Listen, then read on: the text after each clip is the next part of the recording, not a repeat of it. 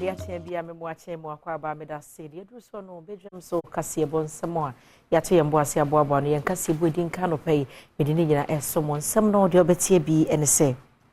A church for Kabomuko Nagrats, a mu penny barconi Adom Cassia to Chum Comotre say, or Hamunche Modu Numi and Saya when impeding Fortuna Sissi Mujina Yeno, Nadia said Besson Warnum Sansom, and a stem ovation, Jumedius from Quakos one Cranko Pomhano, a we are say half for my senior high technical school, and our dear hen channel a share warm. Now, as a share a yes, someone some so there's my Ghana for to some for Chima, 1 month, so you're for 1 1 220 million Ghana cities now bear you chat to home. No day abwa wonom sanso ena wose microfinance ehonsama hodo nyina no yedi munchemu ebesomo ewe yenkase esu abusia kai say DSTV channel 280 Go TV channel 119 Facebook no Adom TV extra YouTube nso yedemo live wuhia me a frame anno chewa ba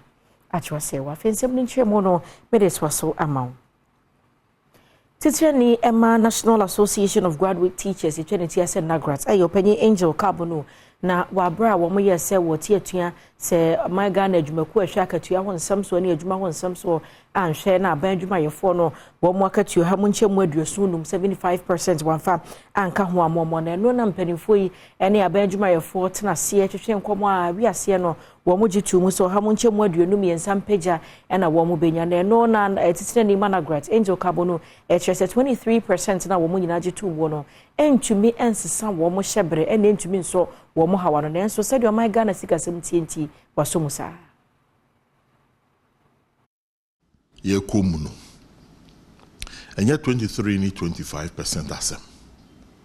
because everyone so be ye tuen nka sesia 1000 Ghana na o ka 23% sa 23% e ba no 1230 afina taxes eba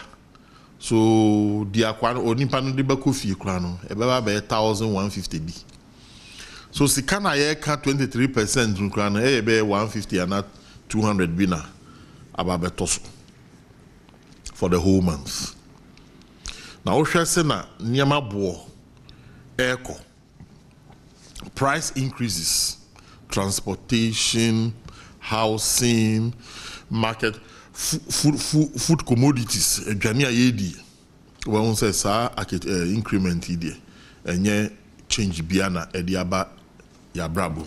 yemfiri na grad phone semo na yenkɔ ngmasuamu ensem emo na stem innovation na yejumadi sonko ya wo pawo eyento asusuku ahodo pi wo mu nyina ekire kwa befa so de wonim de nu wanyansa wo hawa wo mpotemu no wode aso ano mpanifo so na eso no ento asusuku makomako aduonum na kaya na wose wohwe ehunu de obetumi de nim de ne nyansa asesa bibia ekoso ewe yasetena mu ya enkoyie na bi ase no aha for my senior high technical school and mpanifo de ahenche ne hye wo mo se stem innovation jumadi ye ekoso no wo mu netimedi anyina mahoden eye niam ahodo bi eso manfo hawa no empotemo mu ne nkane ano keka niam abomu ehwese wo mbenya anyina mahoden ne senti na sefata so sabos body etisei wo mu nsaka Adom kase aboansem no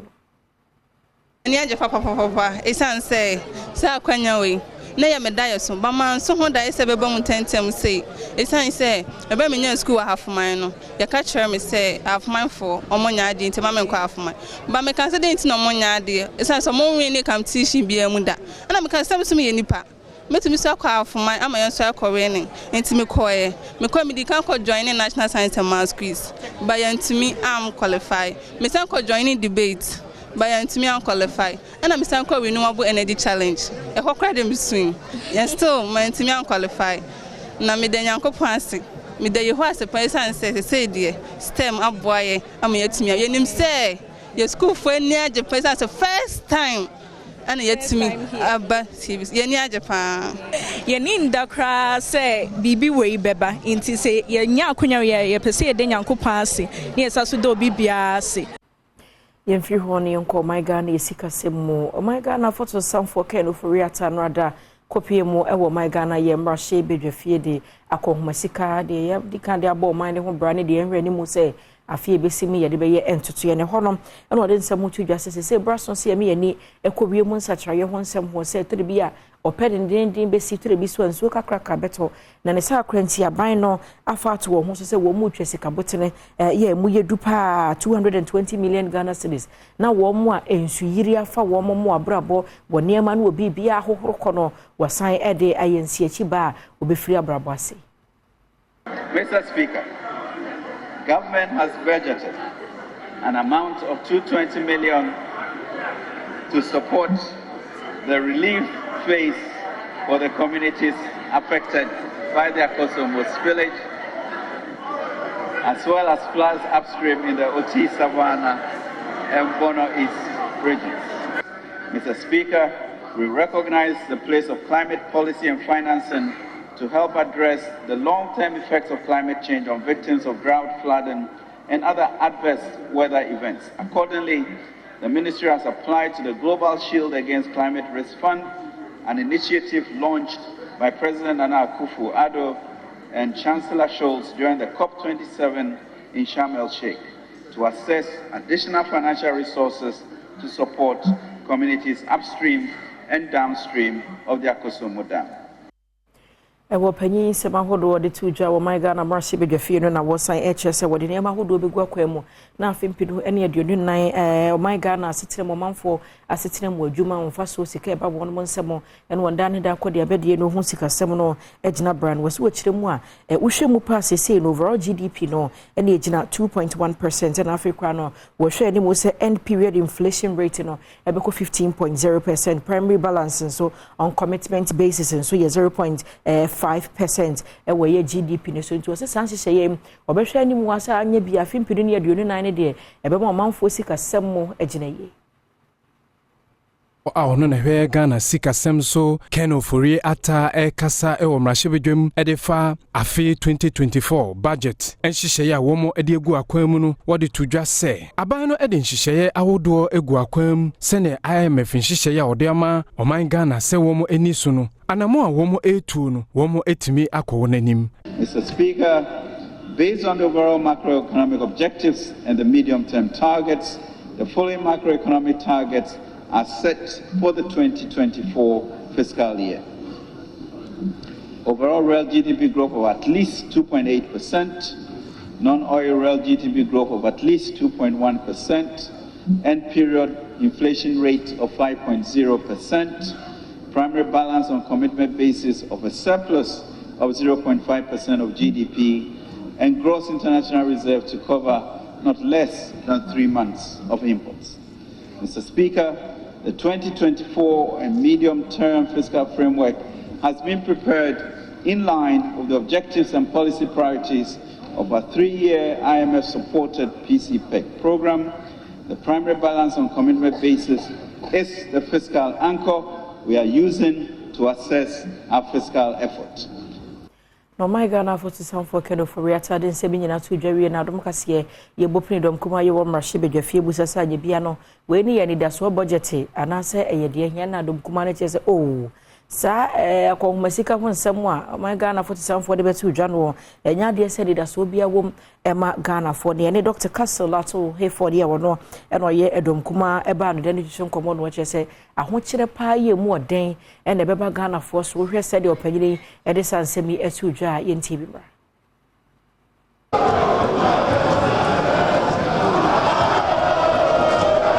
Stamp duty is going up. They have also informed us that they are going to introduce a modified tax regime, which simply means is that an informal sector income tax is going to go up. Again, they have informed us that they are introducing a new VAT flat rate, where businesses, a new VAT flat rate to cover commercial properties, where businesses will be deprived from the opportunity of setting their input VAT to their output VAT. They are saying going forward is going to be only 5%. Ladies and gentlemen, the legacy of this finance minister and our vice president is there for us to see. But let me list some of the legacies that they are going to leave beside. This finance minister is leaving behind an economy that is bankrupt. All what he knows to do is to overborrow to benefit his personal businesses and his cronies. We know that he has and he will be remembered for destroying Ghanaian businesses, particularly those businesses that has to do with his rivals. He has destroyed the Ghanaian economy and brought over our financial sector on its knees. He has tortured pensioners and sent many of them to their early graves. He gave a crude and painful haircut and destroyed many Ghanaian families. Na ne nyina mo so na ya mane boni ho hinam ponsan woni na mu marhye bedwam hono na marhye bedwafo ya wo mukopie mu hono mokotie nsam we koso no wodi bi twetwe nkomo na edom kase de chema we no yenkunim na se victory budget na ebeto odwa no na dom kuma no so chese we yi eye krata hunu kwa ayese yi ankure hunu no ene ye dede to so ade papa bia eni sa ensam ahodo akenoforiata ebeto odwa ne nkomo twetwe no ye hwe bi me hwe se ye kuafo ya fertilizer e omunya bi obeka ho asemana me hwe se ye ma sanitary part ye oba beka kire me se ye nkura ase pan no e ma no omuntimi nto no eno so wape akonhoma kakra ode beboa ama e ma no omunya bi omuntimi nto kra no so ka se onjimpo no na wase a ontimi ntua no waye arrangement anko bebo mo me de me hu no se budget a de aho kire pa na ye kum bebre already aho kire was system no but aho kire no beba more because also inflation na abafom me hu difference. The other issue as I say you discuss the additional taxes. I mean aden yembreye ye wo minia taxes not the doors on dodo already I mean but oh yeah the analysis now this is more taxes no china dom kase no nso a kire se budget ne de ade asa wo hwe se de o man o mara kura no ewo abre a na ewiase nyina ekọ eya ho kire mu no a wane gidi se budget no nso so ebetimi aboa no man Ghana nso etimi apagya ne ho mere so amanyosem but say you dey lady ema ye ho as honorable members of parliament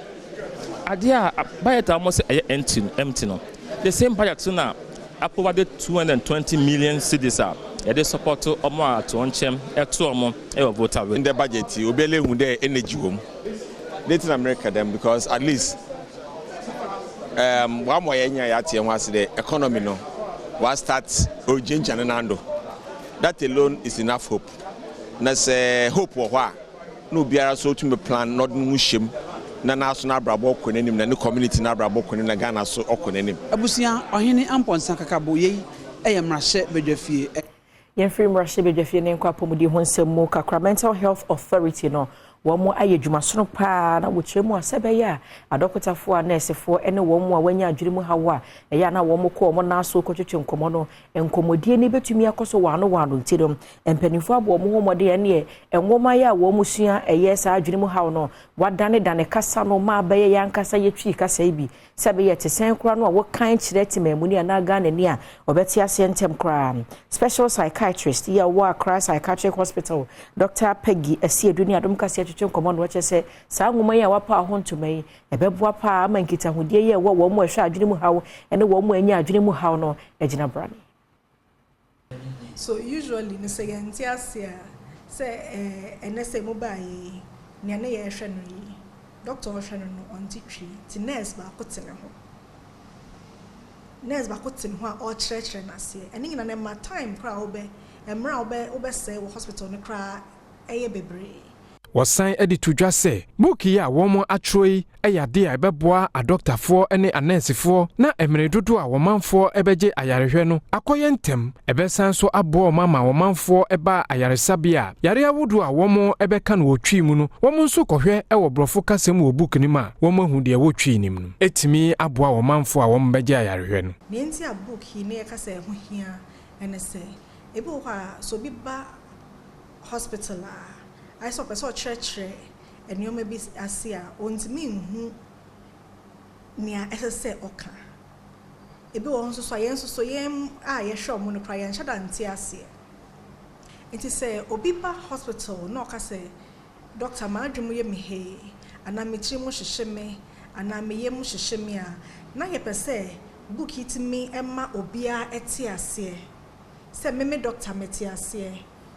onia all cancer asem nso so enim say na epache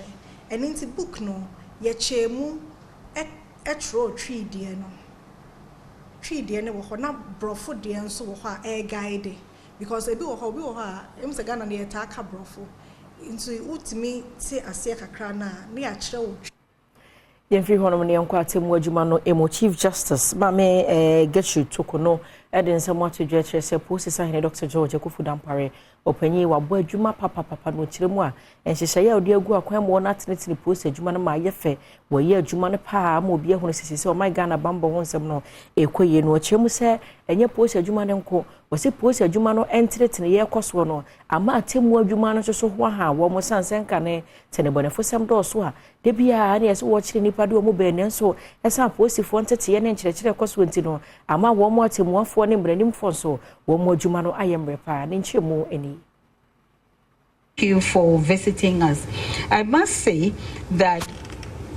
I have found your leadership of the police extremely inspirational.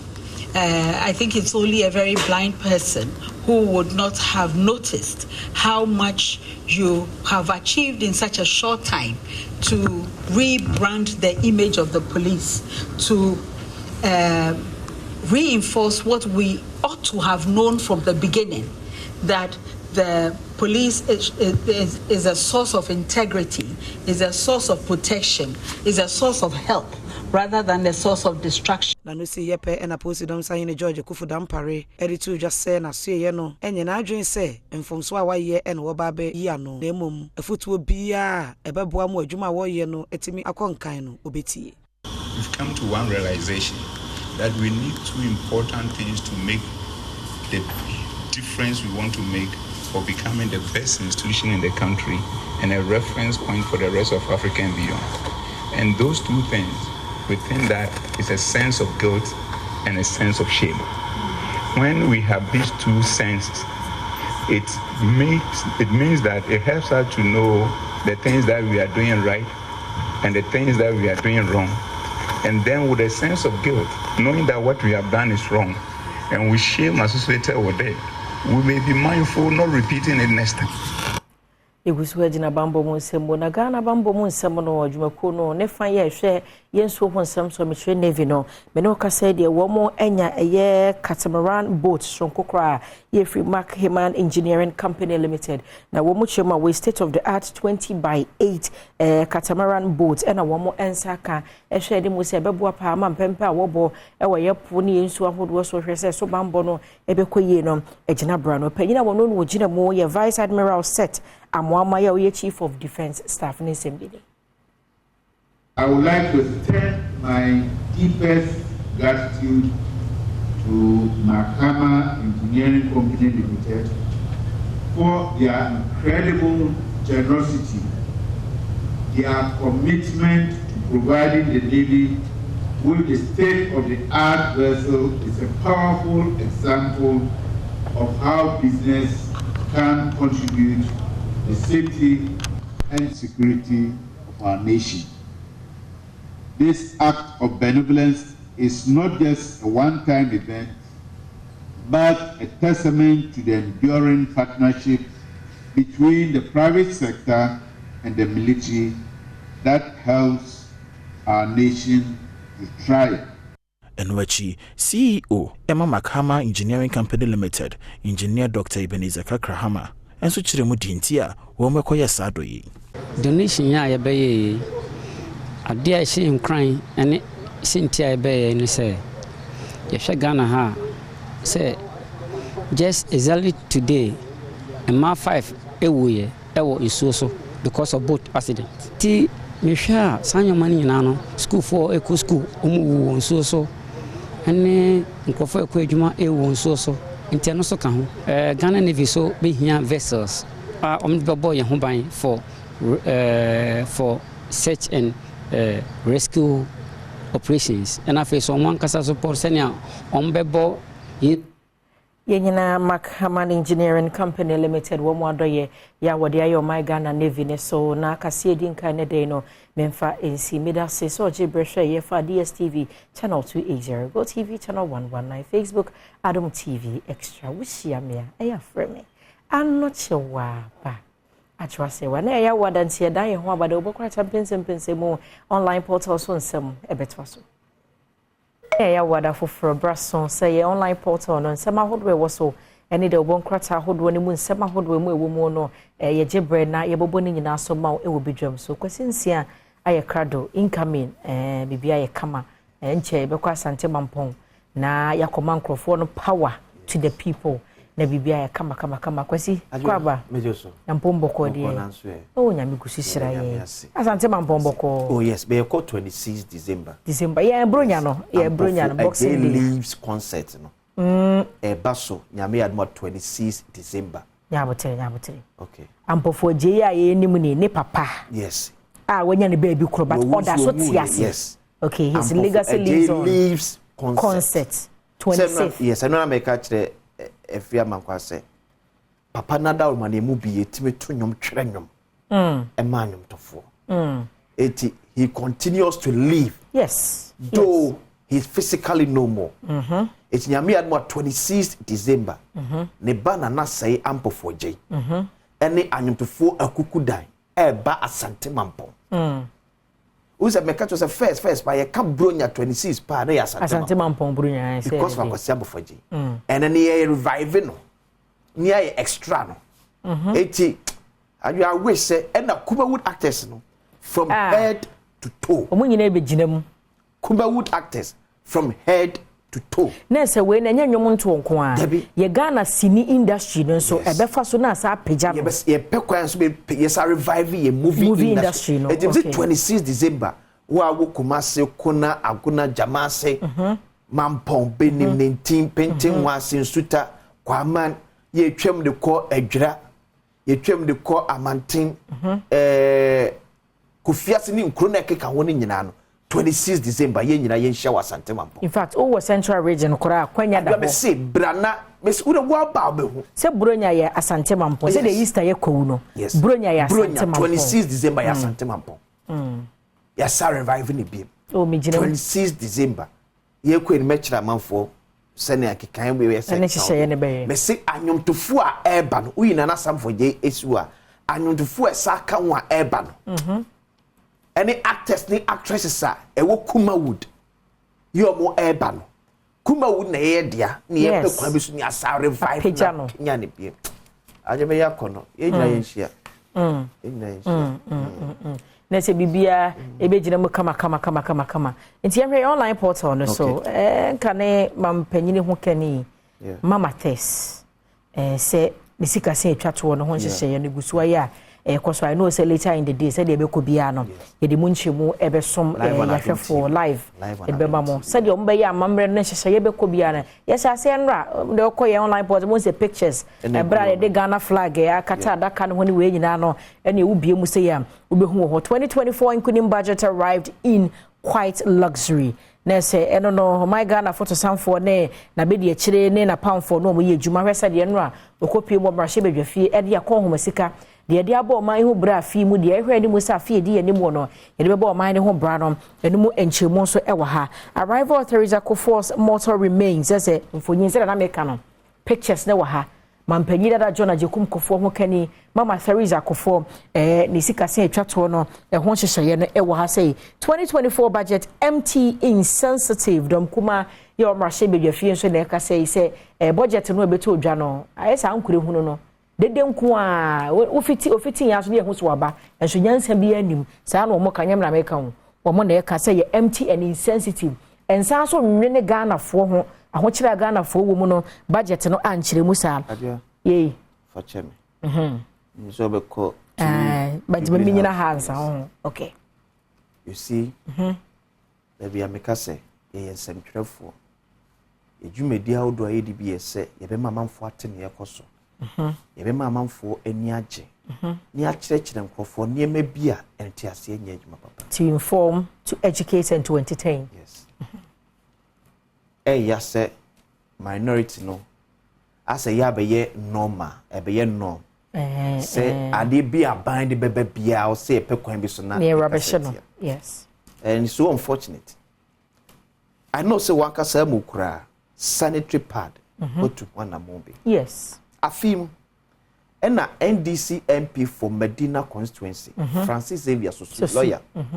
ejina marshal ye fiem ne nkrata to wo se eto ye da sanitary pads no aban free ho no yes yenya dom kuma marshal ya fodo do tie sansem ni ye jifa gomachi ma no dodo na se aban enyi free ho 2024 budget die ne wom aban se eto ye a eda sanitary pads so locally manufactured yes de ye no wo mayi mu ye credit from no ne eba no ye be hwan so omo so de na ne yema so ye credit free obi man so eba de be ye pad wa ha so no ye yituo ni be free so at least say ugina we so na se wa call on government say on to anamo we na watu anamo na we dey catch them say mo na say tu na wo call for insensitive me dey make say no rankomo bebrebe e so nyina on say we see we as obi an de hia oh yes de hia me ni de waboso yi e wi ase abrabo aye bo no obi a ni de hia no me de ehia me ene sa sanitary pad ne de no because me hwe me birthday sika me say no it was over 10,000 am the to pada me di kokko ekochicheye nti se nei se su hwan na se bi kura ba ko ba 10 Ghana se me to akochimpo a na no de no enka emenye me yusu 10 no kura na menya bro de na no me de etoye no in fact but manyo sem to the beer yes no kure ye wo or how challenge wo yes abaimu se ne baby anyo no kure panso o me say there are places for Nanado Danko Akufo-Addo Dr. Mahmoud Bawumia led NPP government Mida biam se me classify ho kire in two groups. Ahwo kire say sika no wode beto ne ma pese yekoto. Thank you. Two, ye kutesika so yenya ne ma to. Okay. But nyame adomajoa even from COVID to now. Be a Ghana for ye pese ye ton at least ye wo no cross ne ma boye den. But at least ye one near man available. Se me ko pata ru ya to me ko emenya bia to no cross ne bo kosoro. De biam kasa ne bo na kosoro we betimi control. But see been holding the control heading because neighbor was the first inflation say 54% and near tia baby do 35%. So controlling prices na e cost no dey e wo yensem but one na e yen so antimi anye na antimi ankra bia ma obeye den yes say yemfa no say ebi wo ho na yenya kakra di twitwa ye ho no eno no ne credit no okay but we know that be mam na enhwa de me pese me home because is it the whole budget in a whole no, you see adwa every aspect of it say a sanitary pad say a import new taxes kwa no dey a part of the budget so if you describe the entire budget as insensitive and empty when your request has been granted so they are not being fair you are not being fair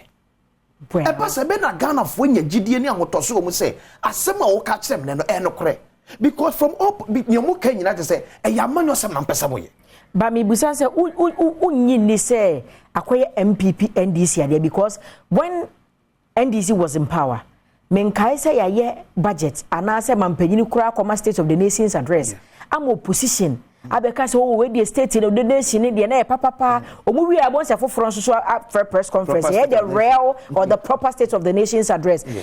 don't you think it's about time ye nyina ye kan ye ho bom ho se da bi chale ade ni koyi a ye mfa credit mama yoku no ade ni nkoyi a ye nka ho ase base ko base de bia no ekoyi kura wo de wo si wo position ti sabi mpre dua sanyansa ni mu a me sanitary part taxes me gina aka on countless occasions say omo hwedo omo nyito bi comment ase say Ghana AIDS Commission and ase adwumaku ehwe 8 ho nsem so eduru mebi omo tibi de condom etimi be se afia mankwa so no wacheche sex is a choice send kwasi ensia ene anocho baba ya adwe se sebi ebedi mpamu nkita wodie no ya na yesi ginaye se ebe twempra na yedi mpamu nkita wodie entia no uche ono condom free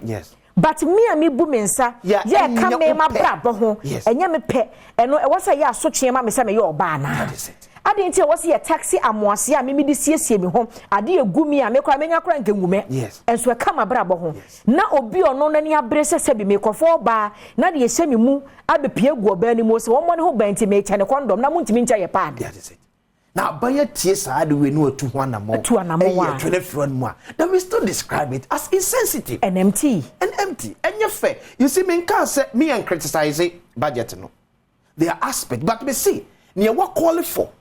eye mu ana mo call you granted I say aban enyi tuo na e da sanitary pad so no two adwa dialysis won consumables ade e keke yes aban nya ho adwuma Was it not led by a Kwabena Kando? Yes. Colonial government say ye tax said that consumables are ye dialysis. Dialysis, yes. Abanya Waduma. It's Abanya Wad Red Nabasa catch him say budget near empty and insensitive. You might have challenge with aspect of the budget. Yes. Deal with that. Let's say BBN to me for year from my no credit no they should be given. And your money in idea. Me see na do dan kwa kufu adopt Dr. Mahmoud Bawumia led the MPP government. They have their own challenges. Yes. But there are some pluses we can at least credit them. Yeah, maybe want to be in free or more. Tell you who mine. Until yeah, be koye, but then kwesi, yeah, Juma Kura, you woman. With the emphasis a newsroom department, keke. And yes, you be an head of newsroom and current affairs. And the managers be ya, a bit favor ya, you won't newsroom when you get it. Intisana memotie. The fact say I'm favor neno. Doesn't mean say I'm favor unia. Thank you. And now say bimoniaje on sanitary pad. Ebim so many beje be ho. Ebim so raba ho be bon. So you don't lump it together. Now when discriminate say insensitive and empty. And yet to be honest, minority should come again. Fair. Yes. Unfair. And yet to me talk cause in your mind say because MPP wa ba mtino. Ni ode bebe bia any so say. But ye can say so near so ye ni sa ban ne dane a. Ye de ni so be MPP so call opposition. Thank you. And this be so MPP bekas nya papa. Ghana to me talk cause so nyesa. Ye be gina ha ne ya kan sa. Be a stop point. Thank you. Yentumi nyesa equalization. 2 Jubilee House soldiers, immigration officers remanded for alleged robbery. Alleged robbery. Some call chain etusi ko omo am tuto koko ebi. Ai, koko akrache for no. Say em so bi dem omo hin say papa no 100,000 at them. Enti wo mo koje. Am ko na papa no so ni 100,000 bia. No, say sika won ho no. In fact, a gold and grow value at 29,000 Ghana cedis. So betimi am mo 10,000. Okay. Na ko fon say kwase so na kache gold no way. Enom koje no mo ko no. And papa ni bo mo din fra place for. The police for to pampim wo kwan na fortunate. Police for na yade. Yes. Omo yade pa anti yenkon krata no. Ghanaian Times the Bokata and so any presentation of 2024 budget. Government to spend 226.7 billion Ghana cedis next year to maintain macroeconomic stability, create jobs. 2024 budget business to benefit from tax 26.7 billion Ghana cedis. Yes. Okay. By revenue, see around 170 billion Ghana cedis. Okay. And it's can I IMF say 3 billion. $3 billion dollars. Okay, I know your dollars. Okay. Communities affected by Kosovo Dam split benefit from 220 million Ghana cedis government relief support. Ghanaian Times Daily Graphic. 2024 budget tax cuts outlined to spur growth. Okay. Government allocates 220 million Ghana cedis for dam spillage victims. Budget statement empty. Minority comes to the picture. Dr. Kesel Ato Forsen. Daily Graphic and so no. The Daily Statesman. We are back on track. Government presents Nkunim budget for stability and growth. Harmonized prospectus for SHS freshers in all schools. Dr. Zakaria elected committee chair of AUC's Interfaith Dialogue Forum 2023. Dr. Addison, ethics in banking sector must be strengthened. The Daily Statesman. Daily Guide and so any major facelift for Tema Port. 220 million Ghana cedis allocated for Kosovo Dam spillage victims. Economy to hit 1 trillion Ghana cedis. Ofori Atta. Government approves 23% base pay increment for workers. Stop religious politics. Daily Guide. The Business Analyst. Government announces aid reliefs in 2024 budget, including removal of taxes on locally produced sanitary pads. Economic growth has been resilient. We have kept the corner turned. Ofori Atta. The Business Analyst. And so, Naja. Joe. Abusiane say the bonkrata mpense mu your online portal so nsem no ye di se na ya wada enti kai say agokansie beba ahose petria line na afa ya hwe komotwetwe bi wo hono no na ye ye afri hono ama sanso na asem yi edika hwana beka kwasinsi anko ana wo beka na afa ya forum a enti bedwam so ni kan ho kopem se no nkro bebo apemu na ye na ye ho mra ba de akachi no ebetwa so.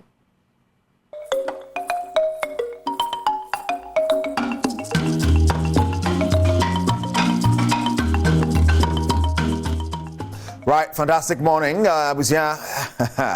and as you jremu and some of the toss there's a fata salt in the brebe kwani achi ne kufu de brel say akokansie na no pay obedwam so yes keju na kasani Eric Asiedu Buadina and some bebre na ekoso wo ye efie ne amanone ne achi ne kufu de brel sa no no ye be hyase tempa so na ye de afi ye ampem da kwanfo modern bo amo ebo wo the CAF Women's Champions League. Now I'm sharing some say Richoko and I can one of pair. Yade and some na de eba Richoko papa Richoko and pay and one am Bobby also me share Ukraine. So we be share de na see Richoko. Gamepackgames.com where this can go to my game pack to say the one will be at the actually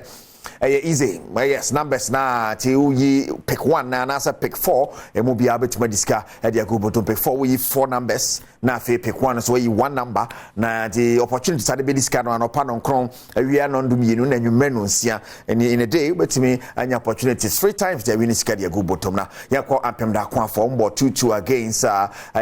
Casablanca 4 ma no mo ya de pa na so 2-2 penalties 3-2 omo de yampem da kwa for atonchen qualify for the final ampem da kwa be na wako pray for the third place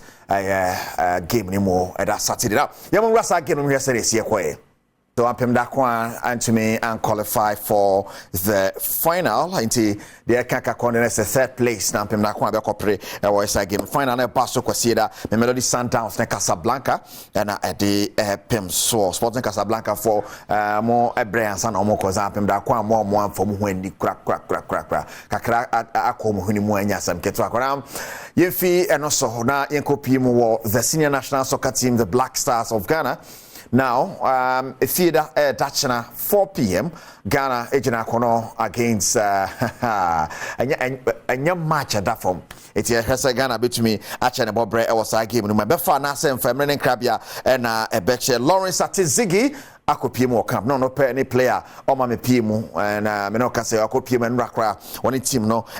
training into cash no so sa and so efa mamenti baba yara sports stadium and asa match no baso wo Kumasi TV preparations ego so ekoso na ebe hesa na no so nsam ebesi akọ at Black Stars of Ghana catch they say team na ready and coach and Chris Hutton training say and after training on essential for ebeshia na woni akasa kakra yo bo akire mu sene Ghana ye call into that game. It's don't necessarily so it's yet our Black Stars so Eddie anymore. Now live commentary we pass so Adom FM. Yes, Adom FM na fin show no Asampa FM so in share FM so Eddie Bebronti ya ile ni ase. Tana bebre agiri ni ase no eba no World Cup qualifier say ya. Na ye be ma fixtures na mo mame enkotwa Steve the MTN FA Cup round of 64 draw and right back so ni mo na ye hwe sane esi ekoya original draws are no den papa eti enkonko hwe sane won sam esi ekoya in the round of 64 now Kotoko Royals ne Swedro All Blacks All Stars and the Boni Amina Sharks ne Young Red Bulls Korea All Stars ne Soccer Intellectuals Gold Stars ne Rospak Mediema ne Ebasake All Stars Fija United in Macroeconomic Sky FC ni Samatex Blue Skies and Koforidia Sushain Dream Self needs to be House of Folk and in Nania and Bona Koforidia Simpe and Atom Divisa na God ne Vision Great Olympics ne Golden Kicks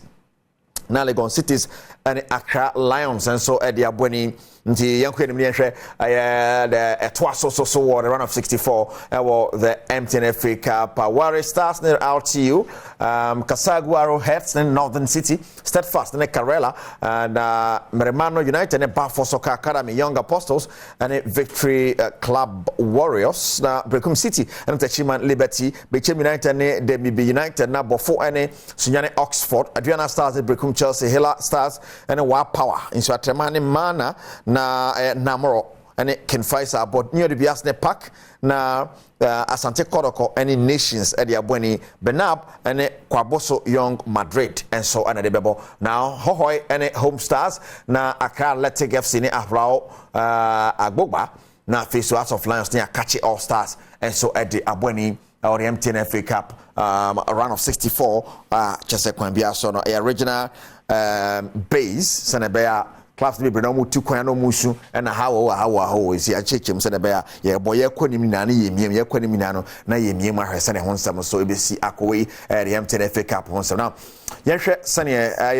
House of Folk honsam esiete Accra House of Folk akache ko pie mu ho arma de ba no say 3 coaches and omo ye front liners Sir Ombe, the next coach of Accra Hearts of Folk. Now, Okopima, Coach Sikia Kono Diabe Pim, Sansona Coach Bashir, he for the Ya Preco, Omuna Edin Ewomo. Yana Banisina, Coach Didi Eba, Edipane, I was an commodity in Bisiako, and near Nenkomo Bitima, Akuyeno, and the Ejubano at the Mano. Ti the Kaka Kono na Coach Bashir, or no Shachia House of Folk, Ebikitem Kakra, I want game on the boss this weekend. No, we are near her, say who takes over the coaching role of Accra of Folk. I don't understand some of this yesterday. You could be World Cup qualifiers. No, send a city where Africa, Ghana, and Yenya, me patro other African countries also at the air basso and then Diana some Keto Accra, at the Ecoherson and once and Besiaco. That were a hot animal now. Ultimately say yes, World Cup qualifiers now. Our Africa and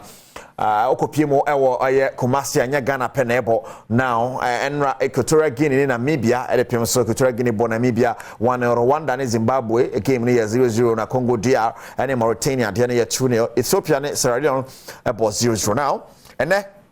Net Botswana ne Mozambique na Burundi ne Gambia, Algeria ne Somalia, Egypt ne Djibouti, Nigeria ne Lesotho, na Finsono Gabon and Kenya, abo Sudan ne Togo, Morocco and Eritrea, na Cape Verde ne Angola, de Abweni tiwi and matches ahodwa bebaso and ne. Now, of course, Ochina matches back also Africa. And we World Cup qualifies. Kashen sosa and so fa emame horom na yen kokopie mu na yen hwe use so qualifies no se na besiako enra Israel ema Switzerland 40 hwia papa 88 minutes ya ponkra na kwambia so no wo mo atumi ate omoka yellow card ne de boburu jama red card ba kokra san pm ma Switzerland for Israel for entokwa ekoso ba to mo se mani abre timi atwen draw ho Switzerland betima so ko betima qualify but amfa o so mo twen kakra Cyprus Spain and Bulgaria Hungary Estonia and Austria Azerbaijan and Sweden, Georgia, and Scotland, na Luxembourg, ne Bosnia, Liechtenstein, and so ne Portugal, and at the Ababweni, Yankosro Kakra, na Hesania Honsam, and so a sea at a Euro Shidimo. It's Ebabaso our Germany. Yeah, it's a very moment to qualify. There is Slovakia and Iceland, then of course Montenegro and Lithuania, and so the also we and next games at Ebaso in the Euros. Now, Kopiemo or South America World Cup qualifiers, na there's Bolivia and Peru, nothing so Venezuela and Ecuador, the Apem so Ochna and Brazil and Colombia, Argentina, Uruguay, Chile, and then of course Paraguay. And Osa Motum Mosala and Indiana and the Papa Achese Hono Obia Nubia matches the more thing. Nyasam Ketwakra and then send some here and then make for Game Pack or gamepackgames.com. Na wakom website at me at the audio akokotum. Now don't danchenya obetumi so akọ Play Store and App Store na download the Game Pack Games one more app no. What I say na also pick 4. We 4 numbers. Na pick 1 so kwabia so you 1 number which this betumi about to the betumi so that no calculations bi to say betumi about. Eti anopa ya 9 ye be draw back na ya 12 ye draw back na 6 pm ya sign draw back na watimi afa so edisika Game Pack Games 4. Nima kwedi isi ya konkwano pe ni ade nsabna je bra o Joba no Chobanan Padi Butwe me producers kai se wode nankasa beka kejwane ho Erica Siedu Bodini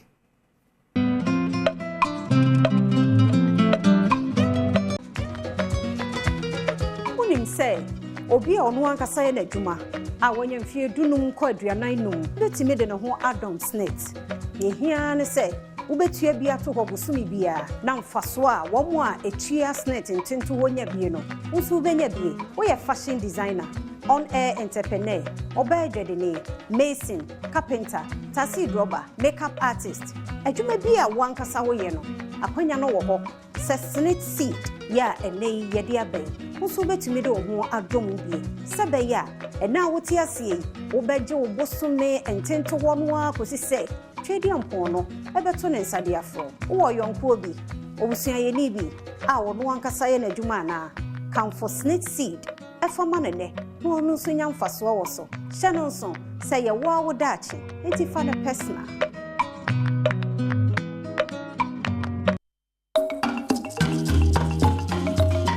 Medan say me mo akoba ya Adom TV Badwam na o shey health tips ye de bro free druada de kosi fiada. Nene baby a yedro ewo PTSD post traumatic stress disorder no ye share the treatment kwanya ebia wo go through challenge bi pa bibi esi me de ni nyina fati se obi kura sabi ne nsa ewo ho yamfa anwo no na ne nsa ntwa na ne nsa etwa eti sei nti ye ne ye hwe ni treatment no dog ye mo akwa yeah da se ne adusuan so a wo de ma ye nti ye hwe treatment so obi ewo go through sa condition mo essence psychological issue nti no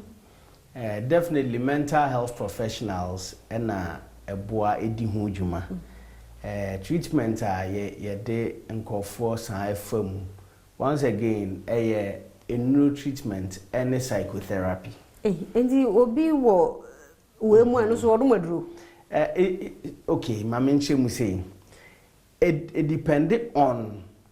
the outcome and the insurance so enya wona so sana menche nti sa e could do point me ma just aduro na ono etumi boa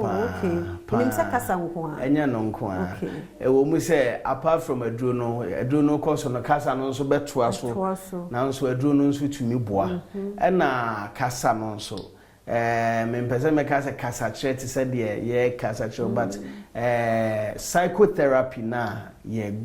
di omufamti and also psychotherapy so ya de a ye di omufam eboa o e no sa no oba ne daily ana say na no so etie edi kan no obia ne said ne insurance so tie enti professional na obehwe ne betumi a chere say what this year na ochwe a ebetumi aboa ana say de ano edin sese no de yenya no bia miensa na ochwe ana mpo se na ochwe mienu bia ebehia baako esan say ye ma wo mu bibi te say assignment de wasa wo ye in fact one of the treatments and one of the nema ye de boa omo wo we mu ye exposure therapy sometimes impo adea ehunu na wono yetumi nkakra yetumi nyase ade wo fam but yetumi da na di kire wo nkakra ma hu se se ente se de medwene na empempie ya adwene na ya na menka ne se a play tricks kakra we so enti se eboa wo mo kum with all of these therapies are different approaches and also ya dia etumi boa wo and in fact wo ma ya hwe wo success rate no so ya high pa okay yes but e bi mo equal admission etumi ji bi mo to ho you see okay men kan se wo bisa se etumi ji bi num to ho a ane nyese ye man ho so ane ajo ato ye beye ye nhwemu ye hwe na ya de eboa of course especially animu na no bi o wa broso nti ano so timi ya aggressive cry hyper nti yes timi ji bito wow nti se obi endi na no woman bia wono so nani mi enu nyina wo ho opia bonten na abo bi to nani so adeti ya na nani na hono okọ hospital nyese wo delay okọ hospital ne ya eso nko ye scan binum ne ade ko ya na che say nani na say amasese ye yi nani ba ko de afiri ho enti sa ni pa we mu say no treatment ne te say na obeka because nani nyina wo ho enya sa bibia ye no abo ato nani so ye wie ya nani afira me ye yi nani if you only say or how be to ye na ye refi say ofa coin bia with two sides but how no to ya na how na ye one side nti ye hu akire no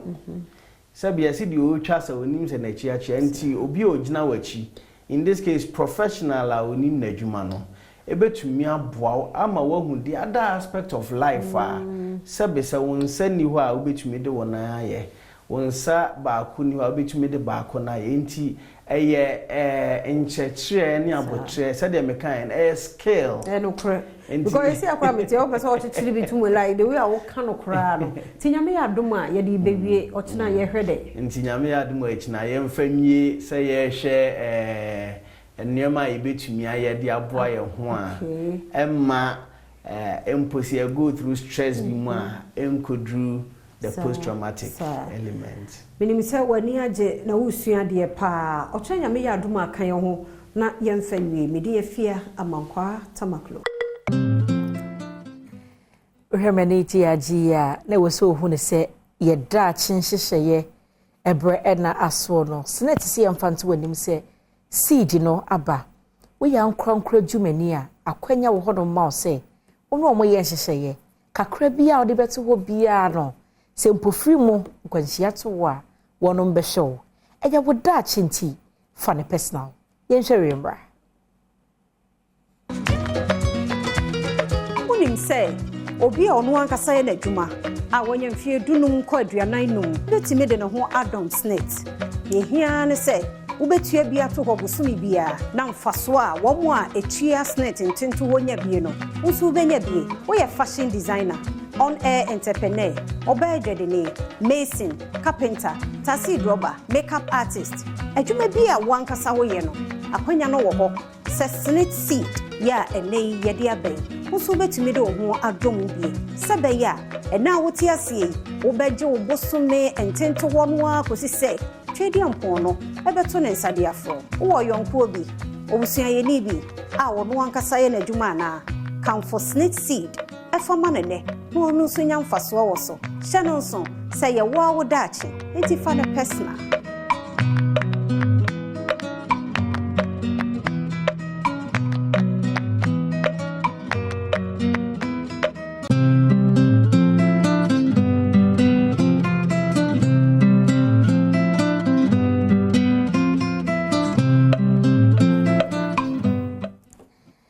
Ebusuade adruso no ebra so se yedi nkomo apomode ho nkomo nso na metena so se ya na me de Dr. Kojo Kuma aye krado no Ghana Help Therapeutics e hono ene odi ne juma wo mo na akofra dro bi ti se Presta Joy Ghana Man capsules afi Ghana Bam ene crypto 400 and no ye ka save 500 ho enkomo nti ba menkai wo se watena si numbers no de ye be go screen this one ma brepebo no obesan abobo numbers no ma na afi wafa bi na bibia woni munti ase no wafre na wodi ama wo Dr. Kuma mache ye no enen so ye da foforo radia ye na da foforo de radia se ye ni say 500 ho nkomo kakra ye dro ben ya say 500 no immune support and as a immune booster and as a immune system enhancer kasi bibia immune supporter ni pedua na ewo ho no ye wo bible bi anyame dia ma ni pedua no ye fe no the immune system enti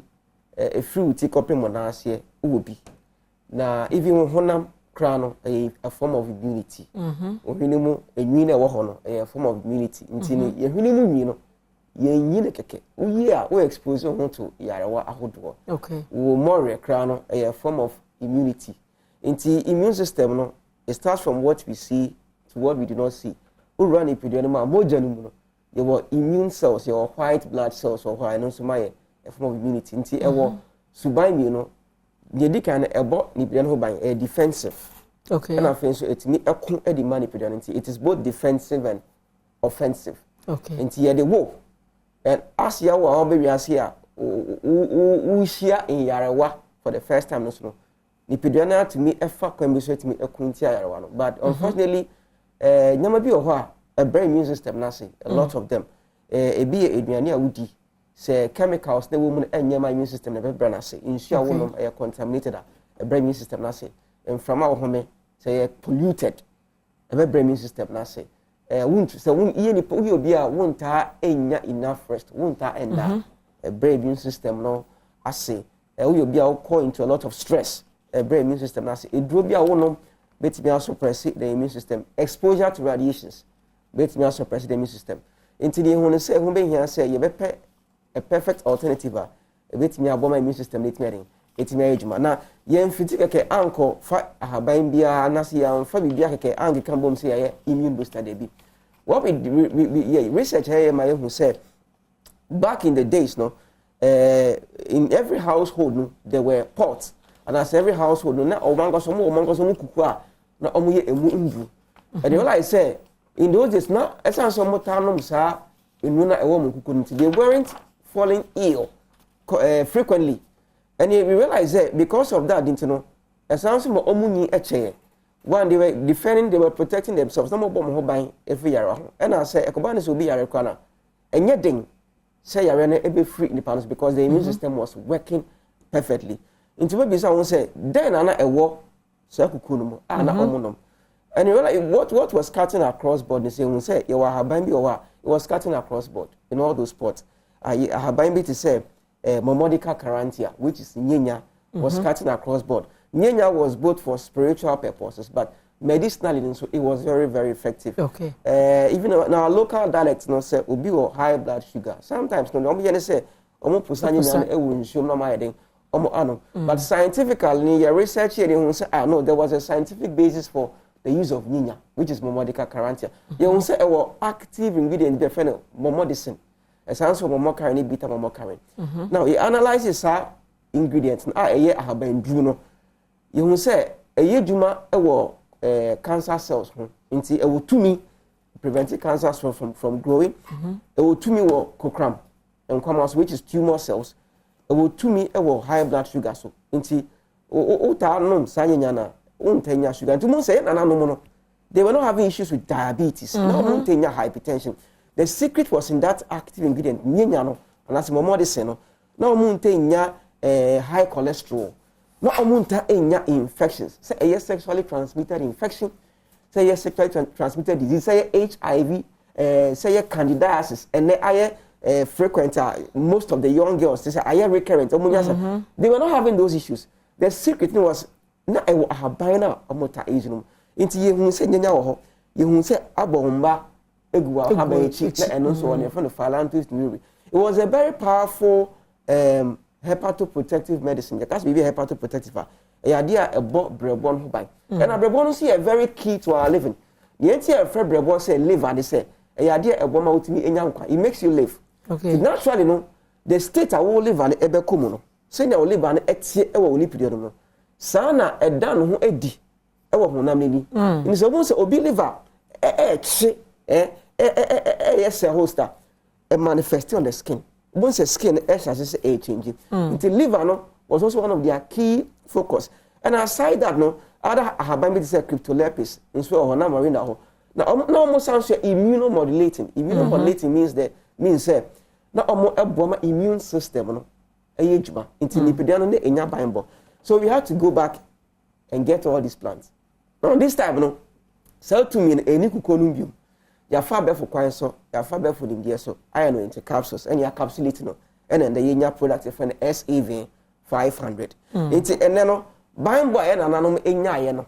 A bomb moon a chair no. Your percent no see nya buying bon. And so ye can year said will beat me chance was me for food supplement, my more and name nipedria no ye come no where ye immune supplement was said the baby ko nipedria mu number more nipedria we good BBI come yeah perfect for every aspect of your living. Into the fact say sometimes can say you show the way the rate at which we mean if any far your hair growth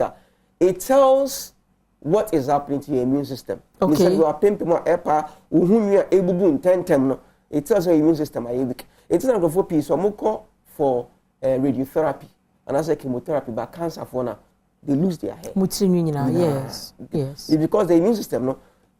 they don't target it, not just the cancers, but the good ones, including the immune system. It's a you have no immunity. So that is why we have come to realize that we need a was here being called back to the immune system. Because if you say there are times say ukasa maintenance am yare abome and say ma compare it with the amasirena already your liver is under stress, your kidney is under pressure, and already no eduna ukwakofa no e was say kidney no so no metabolize eduna e was say liver no metabolize eduna pressure ekoda liver no any kidney so. But if the immune system is working yare ne ba na unu medrum pa enche na yare na eden entina trebi ebu or ma wano medra mu hu sachira ye bia ni aka chen say ohia immune booster because the immune system na ho den wo form perfectly. Okay. The immunotherapy is very very very important. Then yeah the crowd ho say when you are on is say 500 won da enjoy yare ho because you are not afraid so about yare beto the immune system no emwa na ewo ma be ko atia yade no ho be ye den and after Ukraine, there was a immunity no ho ban so ho be ye den so ho it's about attack as I defend it sometimes you are ewo ni pedianam da but in infinity in pieces here into a per kwanya yare bi ba be ka no ho na say ne we na fe mo so omo nyina acha e hwe mo ti epie but our immune system ejina ne na so a bibia boro ani pede no mo say ade we e ade foforo e ba be say ade quickly or attack it and internet save 500 ababonte me dey me ka dey wawa me ho say e maria bebre na nyame adom o me ho save 500 no o me need because the friend recurrent candida yeast infection in fact e ade a o mo ne to kwanta o mapa because a clear o mo candida yeast infections amo o my clean o my brother san so o my tight into o mo adu ya no just o mo tugu so ni intent e do dey e mbai one secret pa yan hwe fo he na me pebia to a o pebia to ho obenya biwa bebia eton edru bia any pharmacist license chemical shop health shop bebia eton edru bia obenya save 500 nibi ato we are brewo we are kokra we are branch bababo o here save 500 na ne bon so de e fo betimi ato e very affordable numbers are me patch on numbers no 02 our screen so that but me sound so repeat e dey mama 0244 727028 0244 727028 and I say 0244 754380 0244 754380 and I say 0276 814884 Dr. Kuma yada se oni abeche ni gisemo a etise na se Dr. Kojo Kuma enono Ghana Herb Therapeutics ena wodi ni dwuma ne nu papa wodi abedwa so do enu na edoso pa prostadio mo na de baye Ghana man capsules mo na de aba Ghana bar mo na de aba na fe crypto 400 so wodi aba na ne de di ho nkomo no eye save 500 immune booster no a we here bi na ma immunity no aye kama me shop bora pharmacy herbal shop ne license chemical shop bi e ben wo na kope bi eto na me ma me muso me ko ma men kai wo se Kel brands ekra me mu abrane Kel 360 toothpaste we eye paste shronko a wo di twitwiri wo se a ma wo se no ahoden na niam ekoyie ma papa bibia begina brand ya ma wa na se wo se we use Kel 360 toothpaste ukodwa ma so na o paste papa ahodi wo mu a Mr. Toby enkwada no Kel enyi wo mo enfri mo se Kel Kate toothpaste swaba with strawberry flavor de nti amesre no me ma no ho ye ni osema ye pe Kel Kate toothpaste nti eno wa no wo mo ade twitwiri wo mo se efri ni nkwada brema wo nyine ma ni paste ye papa won fa twitwiri ne se ne ma ne se no hoden na nanum enya kama wontimi nsere ewo enipam efri akwada wonya mfinhia mbedu kwa kan mfinhia nsia no wo mo so ede eno no bebo mo ho ba so mo pentofe ene drink asichire kakra wo mo no etima paste papa entimi wo mo anum ena afa Kel Chaco toothpaste nso ho we ye yankase ye bidie ena mpanimfo de afra ye sa paste no enka ne no ne de bidie efra brodua ne de twitwie se ayatena kurase kakra no se wanya nkra de dua twitwi se no bepu ahura na se wo de ne ye brodua ayi body tray body tray na de twusia utwidru ba bia na yaka kyo se yibidie na reka ho ena na pie wo se ma ne ye fita ne name mpanimfo de afa ba efo kwa so wo de Kel Chaco toothpaste aba ya betima frem mpanimfo no wagimu enchiremu anaso pedodo atu a 0593 809227 and 0246 865796 mpanimfo ebejo so Piwak Natural Care so mpanimfo enie Piwak Natural Health Care na wo mu chiremu a emo de aduro papa bi abedwa so na aduro no eye 3p garlic mixture mesro eye aduro wo hia bi pa high blood pressure wo so wo hia bi wo menstrual pain na wo hia bi afi obi a ne sugar cholesterol obi won me wara ne nsa titiriti ne na ye titiriti wotena so se na me na ye sense ho a ensi fomunti na ananse ate me mesro per 3p garlic mixture manager wadro ya obeno no stroke unity wo nipaduam asthma tete wo afi obi okura no a wontimi nwonso papa bia obi nso afu ayese dan no ne wo hye ya baso bia enyeye wonso so a ukọ adwuma bre pa no edru adwuma mesro de wo hia eye 3p garlic mixture ebusu of pharmacies a licensed herbal shop ne chemical shop nyina emu Kofi Sam Kens wo Kumasi ye dani herbal ne Kolinak ho Albert Sam Takradi AM Sasunwa ye Green Light Pharmacy free Piwak Natural Health for that was 0248 928 824 and 0201 000 024 1 me sure faka wodada setena ho na ho ento mamenkai wo se Franco de abetum se dru friada wo de Black Friday ebro Franco de enim dada so mo ne mabo no eda fom wo mo atete so enu ntina wo se wo download Franco app no fato phone so bi hormo a eniem mo to nyina pictures gugu na wo hweb na wo hweb bi abo na no bodi nkita ho o wada na wutu aka wo dan no kra Franco ede bebro na afi wo so ho ato ja afi na akọ to makodi traffic so Franco for am na ye kama pa mobile phones printers laptops accessories say na wo mo e wo bi fridge speaker CCTV camera ni installation obe connect am afun bebi onam bia no be hu de yekoso wo chi mi show e wo so oni mpanifo di nkita ho 0246 422 338 and 0555 939311 030 222 5651 na Francophone ebejo so Lucky Herbal na air free Lucky Herbal Hospital so abepie mo Ghana ene ye kan say why you lucky na pedifo se mfan to wanim say e stroke na etete wo diabetes hypertension awo na wo pe e battle onsa so a menstrual disorders wo a fiti kro no wanya ha wo mu nyina no mesho ene Lucky Herbal pedifo eni hia won so enne mu nkita hodie abaye ohawa ma wo no wo STDC bia mesho Lucky Herbal aba amam headquarters no e wo gomua ogua krom winibaso aduro ekwan no eso mesho branches nso de wo mo ato apeti o my Ghana fana ba bia o mo sa wo Lucky Herbal mixture wodwa so Lucky Herbal bitters any Lucky VK mixture any nro ahodo bi mesho wo pese o kwa yaresa bia ho na akwaje yaresha wo betumi afrem penifo aya 0243201244 and 0277465855 na Lucky Herbal for bejo so Lucky Herbal was say why yeah lucky Kingdom Home Real Estate for so na free abusia untimi ntina obi fie bebre oyi adwuma so de ahomate afeso no asese kare nyana de akoma fie wura usi fie wura je sans wanya ba bia amfa wuti anto a untimi nsore mma adwuma enu nti ana Kingdom Home Real Estate for say eni omoma ye nhyehyeye ni manimu yayi enche no waye fie wura o mabenya ba bia da mo masoma dwo mo enye obi fie ade bia na kwabra na ebonwom tete na ba bia ba pakeka echina beba na obi apake wo de bi uhia wa self compound enu nti na Kingdom Home Real Estate for abama omo ho no eben kwan ho saa so amenka ncho say ye serene environment asumdue wo ho no pa mesi baby a obetete oba ene be kire saa akora de nyi suban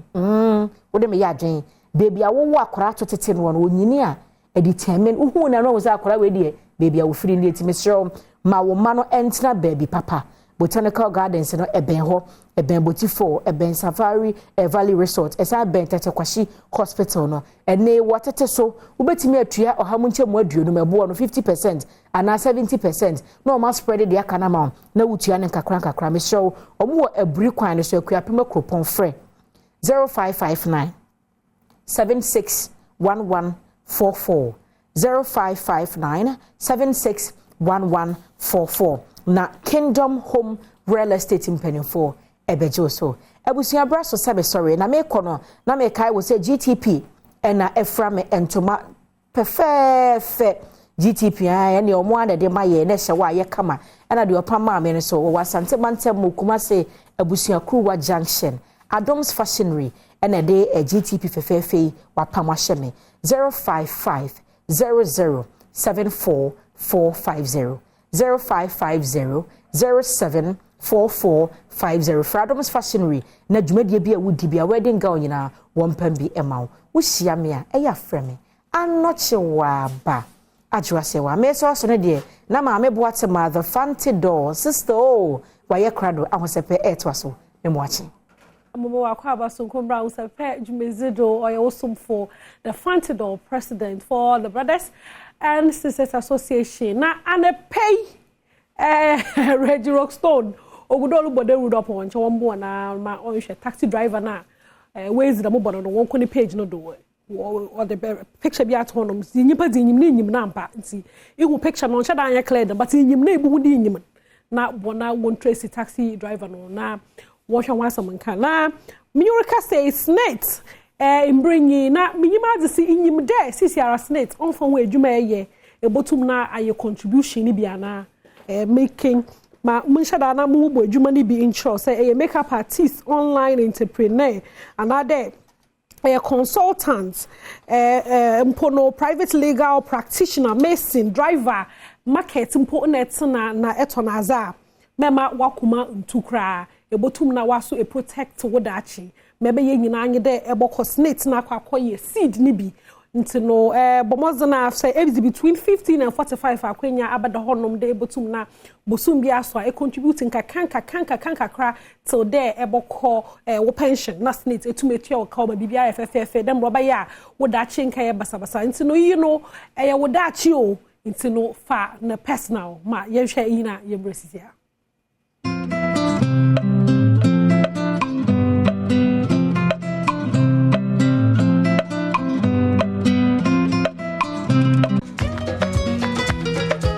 Say obi a ono ankasa ye n'adwuma a wonye mfie dunum kɔ aduanan num betime de ne ho Adom net ye hia ne say wobetua bi ato hɔ bosumi bia na mfaso a wɔn a etua snet ntento wonya bie no nso benya bie woyɛ fashion designer on air entrepreneur obedwedene mason carpenter taxi driver makeup artist adwuma bi a wankasa woyɛ no akwanya no wɔ hɔ sɛ snet seed ya enei ye dia ben nso betumi de wo ho adom bie sebe ya ena wote asie wo beje wo bosome entento wono a kosi se twedi ampon no ebeto ne nsade afro wo yonko bi obusua ye ni bi a wono ankasa ye na adwuma na kamfo snake seed efoma ne ne no no so nya mfaso wo so hye no nso se ye wo awo daache enti fa ne personal.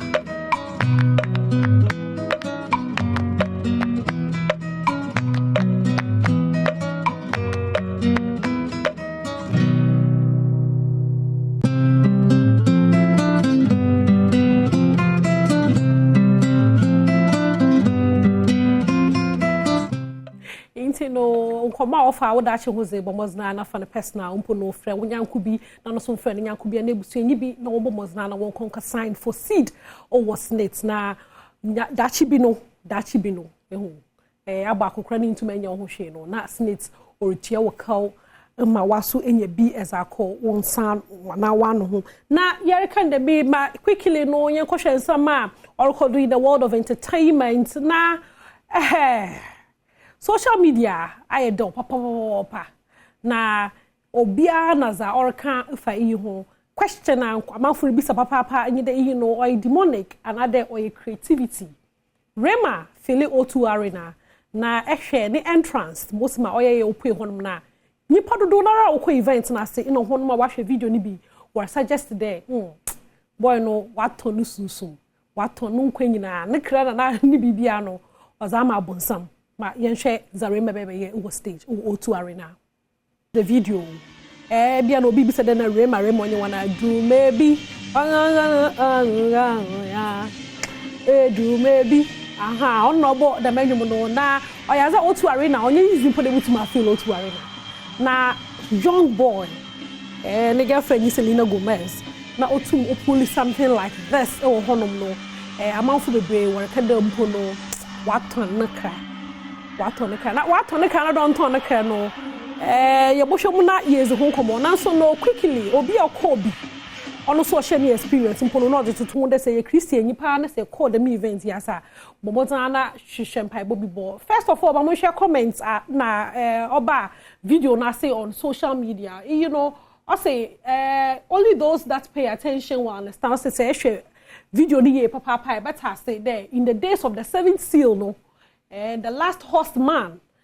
the seventh church days of the highest destruction but hey what do I know go ahead and mock me so as on don ko baba mock ne comment na baba ye wase no nto no recheche mu there revelations honum baby na seventh seal na yakopon ka ho asem no the last horseman say wieyimbre no nyama bi na aza yakopon wo bible mu do obokodo na osha Rema na mokwan no na onam do nto no suspect the brother no nyim bibia yenyim legal land so obebe make you comments there are so many comments on social media for the video ye hwe ho erabe yo de mechi okọ event na say oso tona no kakra gente is okay you know British accent papa me sure bebre you didn't get it okay you know eraba no ochima Mpono mosma abenti aba no full stage no rechant also mpono yimde Yoruba no rekan na so to pa anya Yoruba enya Yoruba no rekan nti no rechant bibi na zo kodo honom na oye wonwa to say ikope concert na sinko things na say Christian ya no kokko bompay kokko ye deliverance because mo kodo honom no oye wonwa ye bokom na ya hwem na ye hu because me personally there are lots of questions on my mind for the concert na dia ye kwakwa ase a wo chirema bi ni mo wa tonton won so limpo no affect in any way ana ye bo hwe ho komo na ye zi ba quickly no ye free ho na ye nko D Black ho e ze me ku D Black I think they don't also to arena honom na no onye Busta Rhymes na wala chill I will share video no share D Black na bra.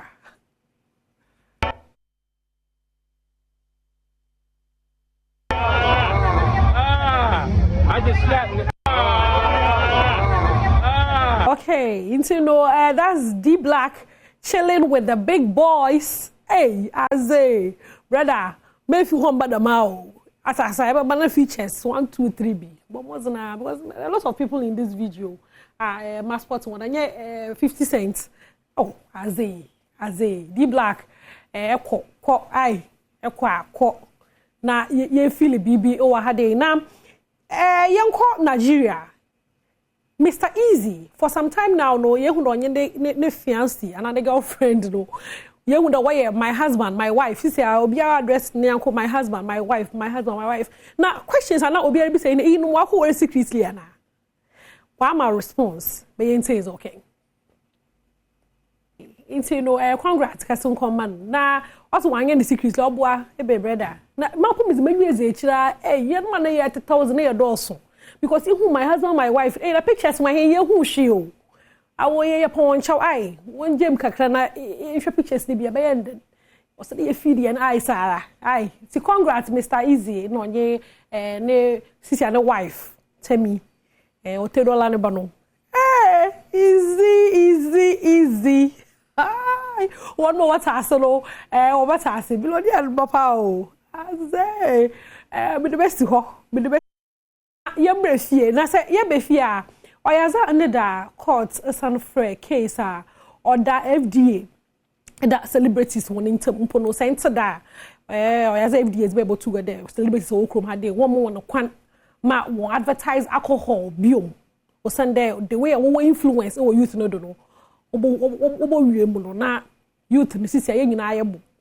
atasa nti no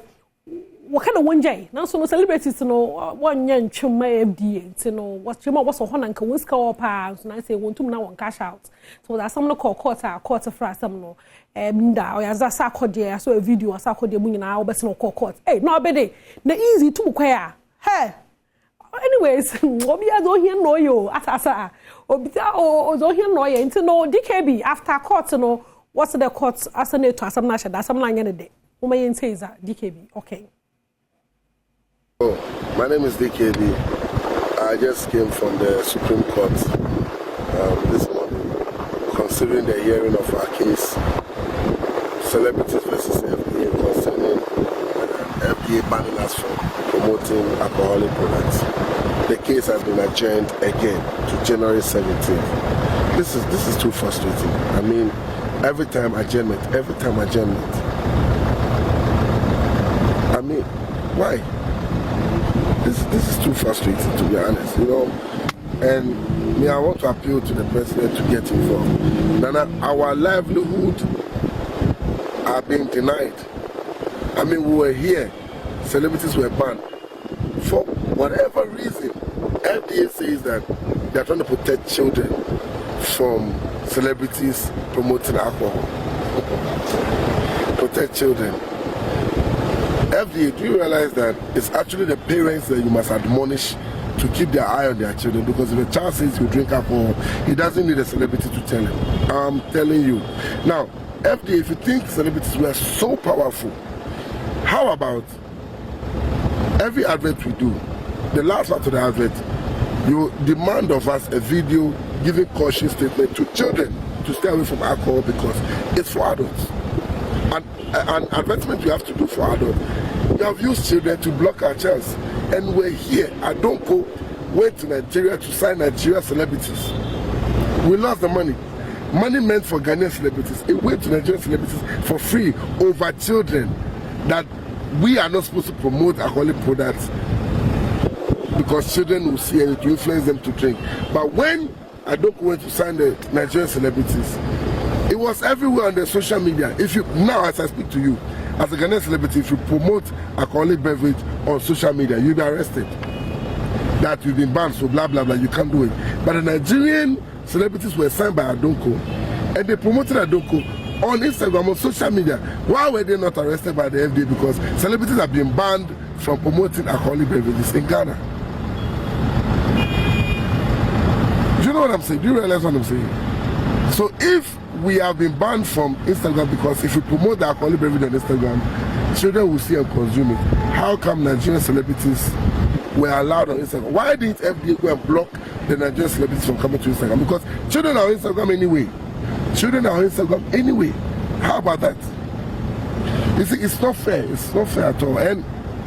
I'm appealing to the president. Nana. This issue, very dicey, very slippery. Mekede Michelle Massa Richard no so express concerns bebre mpono as yet to work for one more celebrity. So be na dam ko no wababaye celebrity. Ntino asam no wo court. Na asam wo court no so nkote ze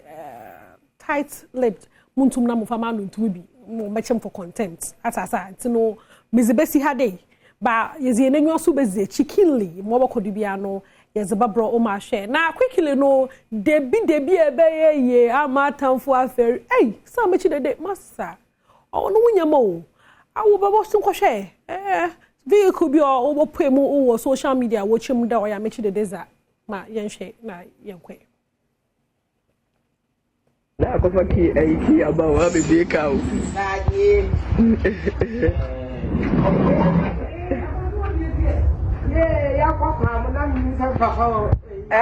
Yeah, Kumasi say, hey, you're careful. Yeah, Kumasi. Like a family car, you. Chai, you really? Now, go for Kaba, go for Kiaba. Now, go for Kiaba. Chai. Inside, we are before inside, you know what I'm saying? Like, we are inside. Check out inside, man. Hey, who told me, Papa? Hey, check on one. What do you say? Check inside. You. Check on one. Go ahead, da. Hey, da. Da, when you do cruising. Hey, you. I'm calling now. What's that?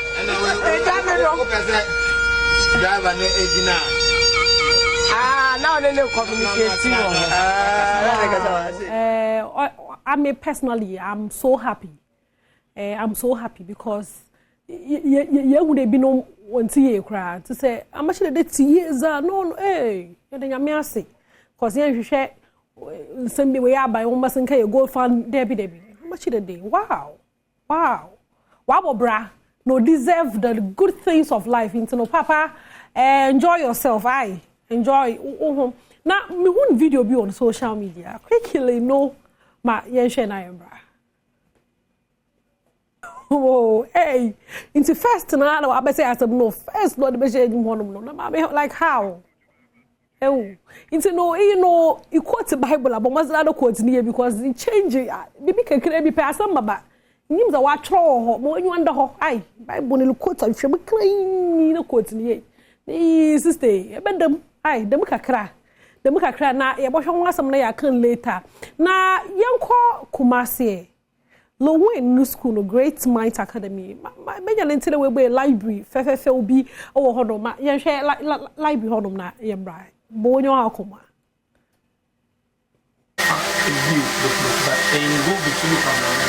no comments. I feel papa. Lowen, big ups to you. School na nkobi so you make sure that ebema an opportunity mama family nyina no wetum na wesuas na wesuas ye. Mezi ahusepeno besi hade awa ejembre nyim ye nyame show bebre. Ama Abilonze am producer obe Kofi Ampedu me producer director not the birthday boy or the house was the birthday no nti for birthday present no gift no one from bra orange ogudoro jiji ai Thomas also had osmosis no oye sound Virginia no chumenye me da ho nyina ase nyame hwa we bre nyame ya adwomo ochna ye besa ne yehia ye ba mo nyina wache ba mo akwaba megiri se obi a hoye erenso ye ya wada nyame adom na otwi yen kakra kakra de nso ekwa kogu anesa asemi di kabre na asemidin de akwasi insia amfa nchia kese koma panipa no eneda osekrom aduane pa restaurant ano ewo East Legon. A very good morning to you. Megiri sem ho eye ene adwumefo amwo osekrom aduane pa nyina se bibia hye ye da jame ase alpefa na sekese koma Kingdom Herba omada mana aso yasene emede asemye di kadwumadi ebraw or the Kingdom garlic bitters na fe Kingdom garlic capsules na badwa so eye kama se somebody capsules nipa so immune system ano ye mreketu abi efraboni bi ebefa bi ebenye sunsan so wapomne so your immune system na support body se de be ya ebe kone tia yare no a ebe ba nipadwanim ano ayedre etina eframafa akrabi ase manya code miti there be Mr. Wada boost to immune system no what the Kingdom garlic bitters na for Kingdom garlic capsules emu bia unumu a eboa boost to immune system so ya pebi nanom why ofa pebi ma me pebi ememu ane mra mabawa no muntobi mamu ma menom no munya ahoden 10 so New Kingdom ginseng power capsules e mema so adruni makato se so fatu tim se enye aphrodisiac New Kingdom ginseng power capsules no enye aphrodisiac e na anom ya na no ba de kwada no we eye aduro ye ni padwele mu ni nyina wadwuma e ko ni padwele mu a ekiri akwa ni nyina hwe ba bia sinto no wono na asiesie sa sinto no na akosie mu abem otimi agina so ayo mema sem ene efe na dro nye de onum ya na no ba akwakoda 3 seconds na asate ko ni bi da bi we siesie body no ti we ba wakasa ba wie utim se why you adwuma but still ahoden sa ewo ho New Kingdom ginseng power capsules emema nenom emema pebi no oba to bi ma okuno to bi ma boyfriend wo nua be ma to bi ma no fancy ni pejwe pa tremendous capsules so ye ma ne de ye fancy white o de poa fanye for friend o de po Mr. Wada mani ko sa pempenso no na begu ani mu ase so ope tremendous capsules na no mu a ebeyi hawo ni nyina de front 10 so ere ma Ghana ba bi eton adro bia no okwa sebeka Kingdom ne pen bi ato atufofo ani enche Kingdom Herbal Center or Kanshi Drug Lane bi na friend 0275 804064 0275 804 064 and 0302 938 153 0302 938 153 Kingdom was no challenge. I'm not so asking emi ade asem jika dwumadie ebro eno am do di kobo fa Constituency teaching hospital ho ya me sure bo se nen kam do kokolebu na o de wakohwe ani so ade but awia me wie program na Dr. Penibu of Constituency frame me and before that no WhatsApp video bia ma me no se akosi me sedew me se Canada ka so kokolebu ba am so na de for video we ewie Constituency de na Ghana fo no the real estate eno am kan ma no keke na Ghana fo hwe ani so ade the real estate of Constituency teaching hospital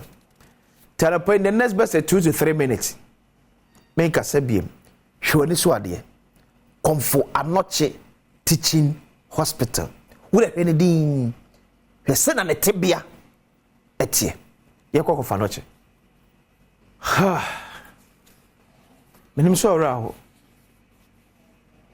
ba ni aye Constituency ni minim so ora aho pa wonim se ayar sabia ho eno ankasa ono an nhihye bi se o yare nyese bia o yare gidigidi pa na de wakọ de dokoto emergency ene bia ho hyeda end do kakra no awura ya sabia owuro on ma doctor kura enhwe no bo sa say wo hwase e talk kakra ba me pacho ne wo hwe no wani sui oji so owura konfa no chia enye yare na asa ekofa akofie the currency o ya de so atwo tumfo ne mpanifo do abam yemwa ne yempeja hospital ne say but you see for how long the Ebeka same way? For how long? Maintenance culture. It is up to be brave way in any dakopena de ba you. Sapo to be brain why sir at it from one more at to know and yet dako. And I'm kind of penny be so on tear said, but you see, no credit said, yeah, such yes, young kind of cram fan try you. Seminya baby yakeka kwele se wo sai eti ye na tetre wa kwan yi a ye be ye ne sana o mana jego eti se bi panifo ni call e konfa no che eti ne departmental heads who are doctor for them one why ade eno ma ye ho sa. And I'm saying, share video, me swear. And I ask myself, Ghana, when?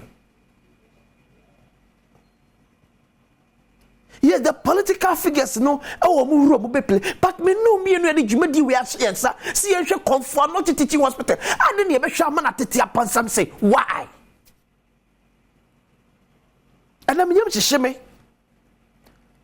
As a man, never, dear Musa. Yanjiji by $10 million near for renovating a yadepa. But you must show me say the same caliber of people. And a salmon place no a salmon at the Tiapansam. My young no. It is simply a human from who come for not teaching hospital. It is said well. And benefit to work for not teaching hospital. It I don't know, it Pansam no, it yeah.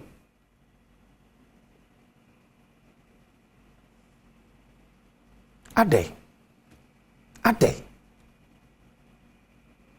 ne ye ho sa eti mu amohwe sabi ade amotimu esa yare na mo sa na se mo ton yare ene ye nyina ye gege ntoboa eno nyame adomitu na Ghana matwea ye nyina ye gege ntoboa ako but the question is how well can we maintain renovation aye babe no yenhwe ne ye o enye da bia ne bebo akufari dwomama ye bebo mu dia kwese o mabom dia me say o mu di na atete ntoma to mo fa ho biem but the real adwuma na kasa ne kitamenu mienu ye o se ye I think it's time see a question every departmental head our Constituency teaching hospital want me a blueprint how to keep the department clean. Abre sa renovation we. Tiasantime wura mesrew ne di makura. Ye nyina TV ni radio so no nkasa na so akura enya ba ne sa mesrew wada. I think you forget country CEO no. As every departmental head our Constituency should give us a blueprint. $10 million ye be see ye be ye ne kama ye be nya mana ye. But how are we going to maintain it? Any a challenge? They should give us that blueprint. No be a touchy matter ye pam na ye twina so ho an kwankwo ye sese me see MPP ni obenti NDC ni eti ye ni say. But we deal with the person based on non-casa commitment. And a policy of him. And no, I catch you. Say Ghana was 16 regions. Conformity receive referrals from 12 regions. It's in your hospital ketua. And the rest of man phone sir, shene aini. Kwa mano ne kwhwe. Hospital be 150 years. Who are because ni ya na esi. Why can't we maintain ade ya nka se ade? E say baby entimu amu jamonan ya entimu. Fancy for a second come kingdom heba. I'm going to say yes. Me see be any from 0275 804 064. 0275 804 064. na no mo nhwehwe nko mo pom no pa no bi na dudu matu no frɛ na yɛntɔn bi ɛmfa ɛma sɛ aka kyerɛ sɛ na yɛwada bi aso edura ɛyɛ People's Forum yɛte si montin the TV radio station no atwebe ne Adom 106.3 FM ɛna aka abom but before that so yɛbɛkɔ na na sɛ ampofogye hɔnom ɛnɛ ɛne yɛde maame Theresa Kofoɔ yɛ na yinsa kura aban ɛdeɛ emu ɛwɔ ofo kura sɛ asɔre ne Jubilee House yɛ nhwɛ ne mu yi Christ the King echenche ho bɛkɔ ɛhɔnom so ne akɔ sɛ na dwumadi nso ɛkɔ ɛdifa ba for now de ba me kɔ na daakye hina na yaw asante ayɛ krado okay mamini kai ɛnkɔ na na sɛ ampofo agye hɔnom ne yɛhwɛ sɛ ne maame Theresa Kofoɔ na yɛ no ɛkɔ ɛdifa ɛwɔ Christ the King.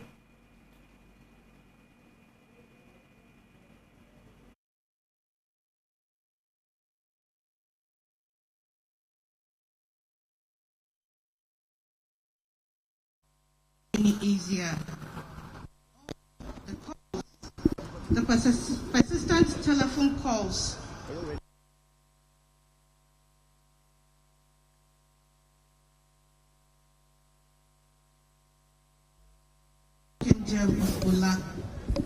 The news of your death spread like wildfire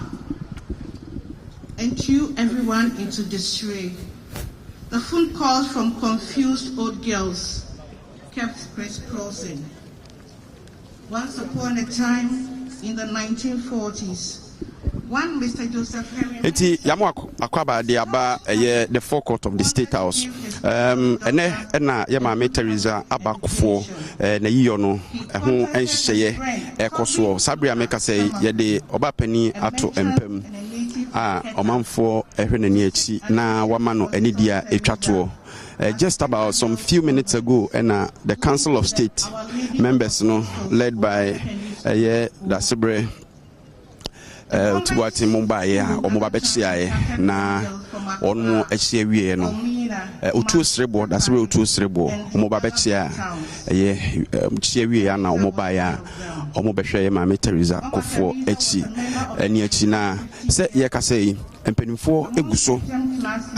one more ashe, fire yam faswa. A teaching a mint in a baba, now, or mobile, by share a yamame and yachi. Bed don't shrebaco enter for a buyer or babetanasi, and sanano, and penny for I can see a woman mudonano, na omo abba. Ababetanasi obi obebia no said ye yahye hanom sei no ye obebia wo so bia tena woni a eye amahodo so mpanimfo a wo mo info bebia wo sa mrahedwemfo tena bebia wo sa asoafo etena bebia wo se amanfo tena bebia wo sa busuafo tena bebia wo sa asorefo tena bebia wo sa hemfo tena ni nyina no mpanimfo ahye ne pepepepepe na eni wa kire se aha ye widie eye ye maame no na mu no makwan ama enkofo wonmo ahwe na ni achi no de ni twato ama no de aka bia no enche wo mo de beto aso ye wo chief protocols and head of protocol the vice president's office ye nana osehwe de ono aso na yie ho ntoto nyina no esini na aso nana ye mo akwa baba Adom TV so ye ne o na apono mboko de nyame Adom mboko yenim se eni sɛdeɛ ntutuye esi ekoyi eye emu no ne ba behwe uye emu na ye hwe na ɛde nhye biem na wo ho sisi ya na yo wo no yo pre burial service mu efri sabria nkopom no nkono pepepe na ya to adaka ne be start asɔre na nkasa wufo som no eye burial service no na before say betu me be start no vice president of the republic beba speaker of parliament ebeba chief justice ebeba chief of staff beba and son of president nankasa baha so president no obedru exactly 9 o'clock nto odrupe na fa mamna yeso o ma fra busu na mama behwese bibia ye pepepe na o ma beka to asofo abompa yagu so and son start burial service no ene de be hihye ne nyina wo brochure no book no mo nti ye wi a body no ye be maso e de akokumase na before say bedru airport no the befa selected principal should be selected e wakra ya the befa so answer na kopi o air force base e be lift body na de akokuma say akwakoto aso ho hwan na won kwan so ba ha obi a wo kwan so ba eye ne eye ya invite obi a so oba nti o security ni protocol arrangements na o ground so to ba the protocol for any security for be catch no wadi so pepepe woni obi any problem bia ye won konya bebre wa nti obi a wo kwan se obeba beja ye maame no kwan nti ye kan me hu se empanimfo e ba ye ebi ye wo mu iframa no ne ho ka empanimfo be ni frama no ne a wo so aba se se me no ka say ye vice president of Liberia e wa ha and former president of Nigeria President Obasanjo eso wa ha and ewo nkrofo mo besisi so mo mass representative of various countries o nyina so wo ha se ya ye no mo etia sabre ase ayiyo no na ekosusanse ehu se o ma set table so ankrofo ebetimi abonso eno nso e ka arrangement no ejina pepepe wo mo ntimi nkokumase nkoye final funeral Saturday no wo kwan sa wo bibia wo be donate wa ye bebe wo nyina so din sa de donation nso etie menim so ebema kunafo e o mampenda da akofo watena se opia wo ho kwan se obeka kochia no anase wo selected few on betima ayi ase ne ye wo nti obia wo kwan se obeka kochia papa no ama ne kono so no komato ne yam nti obia wo kwan se obeka kochia yedase openi nana osehwedie eye asante adwura ehene osan eye chairman of the planning committee de Maame Teresa Abakofo na yiyo no sameka sei hu se enchia ne twa ya hyehye womo a ewo ho kwan se omo eba yebodin na no aba ewumu ana o ma mpanimfo no bechia no ma kire se general public ne nso ebetimi aba bechia anase ochie wi a oba behwe ye Maame Teresa Abakofo oba pani ena eda ho no bre na wie edu so kra na ofrati asifo asasi so ekoka ne nananom ho wadi nkyene nanso wohwe eye ema wo mo ebinum mfie buraduesi anum ne ade a na esebra no wabode ewo se ebo edom no eguso eba ehemfo ahodo semeka sei eye Yewura Ibrahim Mahama omampani dada John Dramani Mahama ni nua Ibrahim Mahama ena Sesam Jonah ena edi animu ena Ibrahim Mahama ese mema pa mienu ye kesikafo wo memu a sampanifo mienu untimi enyi omo mfirimu wo ena omo duru ha omo so ehwe nya akire no ade ba ko a efe na enika ene se obaha enim MPP na enim NDC empanimfo no obia eba chese eye areho odo no dia bebodom Ibrahim Mahama nisuo na express efiri no nyina ne se ne maame prekope ene Maame Teresa Akofo obi onim Ibrahim Mahama pa de onim se omampenda da Akofo fie ene odi agro omampenda da Akofo fie no odi agro maame nso de so fa ose ne ba ene ese ne nkwan de wo ye hwan obebo wo nkwan papa a enye asem ke 20 Ibrahim Mahama ne Sesam Jonah na hu se omo aba bechia omo ekono enche bia ena Yewura Alan Kwadwo Chiramatin one ne butterfly movement for change omo baaye na ne aha na omo baaye no omo ahyada pam omo ntoma omo aye ntoma afafanto dem ena omo pam nti obi a odi Yewura Alan Chiramatin achi baaye bia abonse wo sha afafanto ntoma ne bi ena ode baaye na nanom hemfo so aba asante hene otumfo se tutwa babio na msifo aba ochehene anamsifo aba afi gamancha anamsifo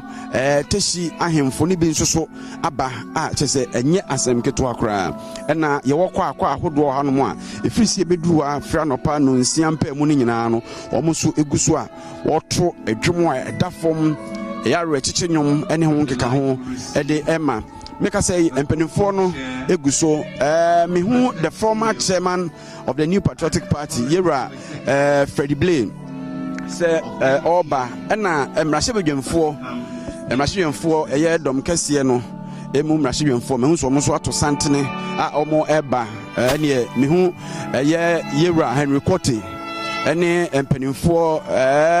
Alhassan Seiram ayewa so West go mrahye bedwani any other members of parliament Yewura Anyimedunum wonum nyina edim a chese womo eba no mo so ababema ye maame no anidi a etwato Yewura Freddie Blaine na say hu se wadru emu no ho e wo honom no eti ayiyo no de make us say enu anwumre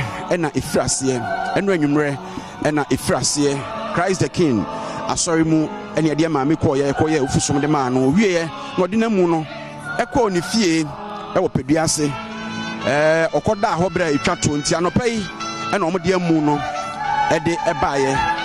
Yewura Freddie Blaine e wo ha ma ye ne no enkasa chairman Ya mo akwa baba Adom TV so. Thank you very much. Na wapom to say Adom. Ya mami ka no wasam kakra bi a kire ya den na o kai fa no. Ya dan ase. Ayo ba pa wa bua Ghana. Oba pa ojina ata nukune chi omo hwe this country for 8 years and more. Ya dan ase. I'm a father Christian. Enti chairman what's mewu blay ena wote ne nka no the gentle giant honorable Henry Kote honorable naboko de me adom no mpa ba egusu o ma me na da for me mpa Ghana ma nyina ma me first lady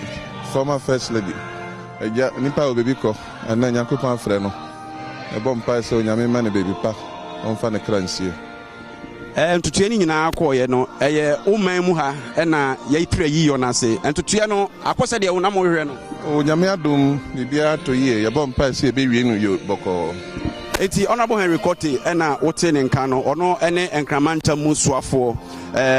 ntutua no egu so sɛ de mekae no mmahwehwɛmfoɔ no ɛna mo mehu sɛ military command no mpanimfoɔ so asɔre a ɔmo so ɛba ababechi asada ote no by 9 o'clock no nkro pepepe on be page mu no ama yemame omo kata so a na ye de awufusum atoa so awufusum na chi no na fe de mu no ekọ eye Kumasi be fly no edno akọ Kumasi mame jifa gomashi se de mekan se enelba ye de odo abodo mu ha nti emfa ho se ye mpipia na se ni so se mame jifa gomashi one eye honorable anyimadu enenam mame bokọ de machi enti menye bokọ bebre sa ye de nyame asese de eti ase but ni enti ye wa ha nti no en shada nye bokọ sa de na be kan fe mame ho me call Roma sorry no so call Roma sorry nti no Yameka fan was a devout Catholic. Or no, or join choir Christ the King. Or ye exemplary woman, or ye a rabamapa. Na Ushan in the mana efepa. Yameka said, Yamiko Ponfani crying see ye. Yamayam papa, President Kofosu Yako. Yada sema mi jifago mashona kaneno yeso afo a wo hwe eye enigidie ensem so honorable Kwame Anyimadu na nka ofa ho akoye ama me de areho asre ye church for nyina e de twede mpa onyankopon ase onyankopon onfa Mama Teresa ekra ensie asomdwem onfa ento Abraham kokom minim se oba hantempa no pa nyina wachichi wani ase kakra na obe ma me ne sa she was a good example for mother for all and to say the Mother Teresa way, and that is the same thing we are experiencing here. She was named after the saint and she's a saint herself. Honorable Mayana wase nti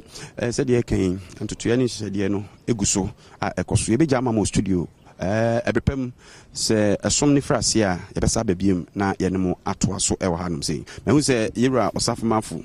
oya de yi so na afi no tutu tata eba enche the vice president of the republic the speaker na akwa babiem na ye de mo eko state house ufa nchem sem di kaka se Christ the King state house ena ye mame eyo omamu eyo kese a ye edi aman sabre de bra so se ye be kwa ko ye people's from man force mo wo ka de kire Ghana aban enkanka ede efa won puntuo ene won kanko man fa na se kese kuma St Andrew Senior High School bereka ka so ba awie JHS ya wo twere resource mpa ma ni fa na ni enche St Andrew Senior High School no nko registration resource ni ba ya penes eja ya formalizing this washa see esuadesa course ni nyina ye bi ehonum school ba ko so agidi pa wo ye memu empenfuo ani ntire ni atitire kese pa na ko St Andrew Senior High School pacha fa ba no ko no nso nkosua adehwematra bi ewo Asinfosu Accra New Edubia Sidun ko no Fema Kasim Shama ana face sehwi asanwene so bibia ni afre 0244 696911 0244 696911 St. Andrew Senior High School, we are always in the lead. Dache hine na ya wasante ayekrado. Ya kone ko ties mama fo ewoka. People's from Bre ene.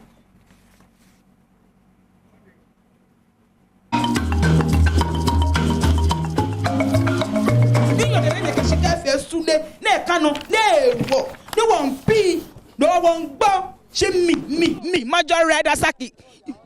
ebubu chairperson committee nke ma vote nka can vote mi ngbe one vote ma vote ojopa one p one go nti eno no odi atodwa no pa kire se esan se gatters eni ha ne noma hodo ense de eni ha no nti eya na eha obi bedwunso anase obi akoda akora bi akoda ketua no e bia wagya ne nan no na o se yedi ni nyina egu nsuom na afei ekwan no so ena chese yedi ni nyina baba begu but eja bibia bokọ de ready na do me pacha uti aba bi won me tifi ha ya okay mu area ha situation ne pote no etisen no kure ne ha no ye bre ankasa se ofa dropping kura no bedu ha no na driver no hu kwa say minim se ha na wo bampo a enka men fawo nti before du baba kura no be okwa timi si wo kwan so no wagya se okura ne ma age se wo san bo pa na e dia bafie nti problem kase ena ha kwan se nsuo to we kwan po se mo an za manfo afele so kakra ka nti men fa so nti Adom FM ya se mo se mo ma mo de mo kasa timi ya juma mo ma inkinkom na enkoma MP na wa ha no no because MP na ha no ba ye ho hwe nti o mo body se obetimi aye juma na ye ho se ampa wo ye MP wa ha because area ha nyina no ye MPP for omo stronghold ya nti asira mo se omo nya juma wo ye juma ba to wa nya juma so da power no kura me kokromati anu na me de be ade kokromati da de wo ba ye no anu abese yi wakọ nti Adom FM ye de ejimudi wombo aye na aha na mo kwan no nyema ye ye ba na mama ba ko ka asem bi se aha no gatters nse de ni ha nti eyade a mo dware a wo se mo amusa manhwo no so na mo de bagu kwan no so sanity no krepa because gatters we gatter we a wo enye obi de yiyo enso na nkasa metese na obi ka se galom se bi wa ha gatter na atwin enso na ayi ni gatter enso na yi ni gatter nti gatter bi ni ha enso na yi ni gatter wa ha no mo nti esese o mbo aye na ye na se wo hwe kura maami an store nyi no nsuo na afọ so yi ni bridge no nti bridge no se hang nti so wa cross store wa cross because of gala I'm saying nsuo na ayi ni kwan nti onye nsuo so de yensi ni kwan baby ono pe no e no ofa nti no nsuo no so che se ahoye ni kwan nti ono so for se obetu maami na fi ho nti sa na tie maami no ni nkomo Mama bibia boko. Pacho na Adom. Oti ha ho. Pacho meti echira. Oti echiro. Na mo ho no gata da ho a mo dware ya na se mo we bibia FM. Pacho gata da ho. Gata da mo. Pacho gata ya na se de ensuo na ngase yie.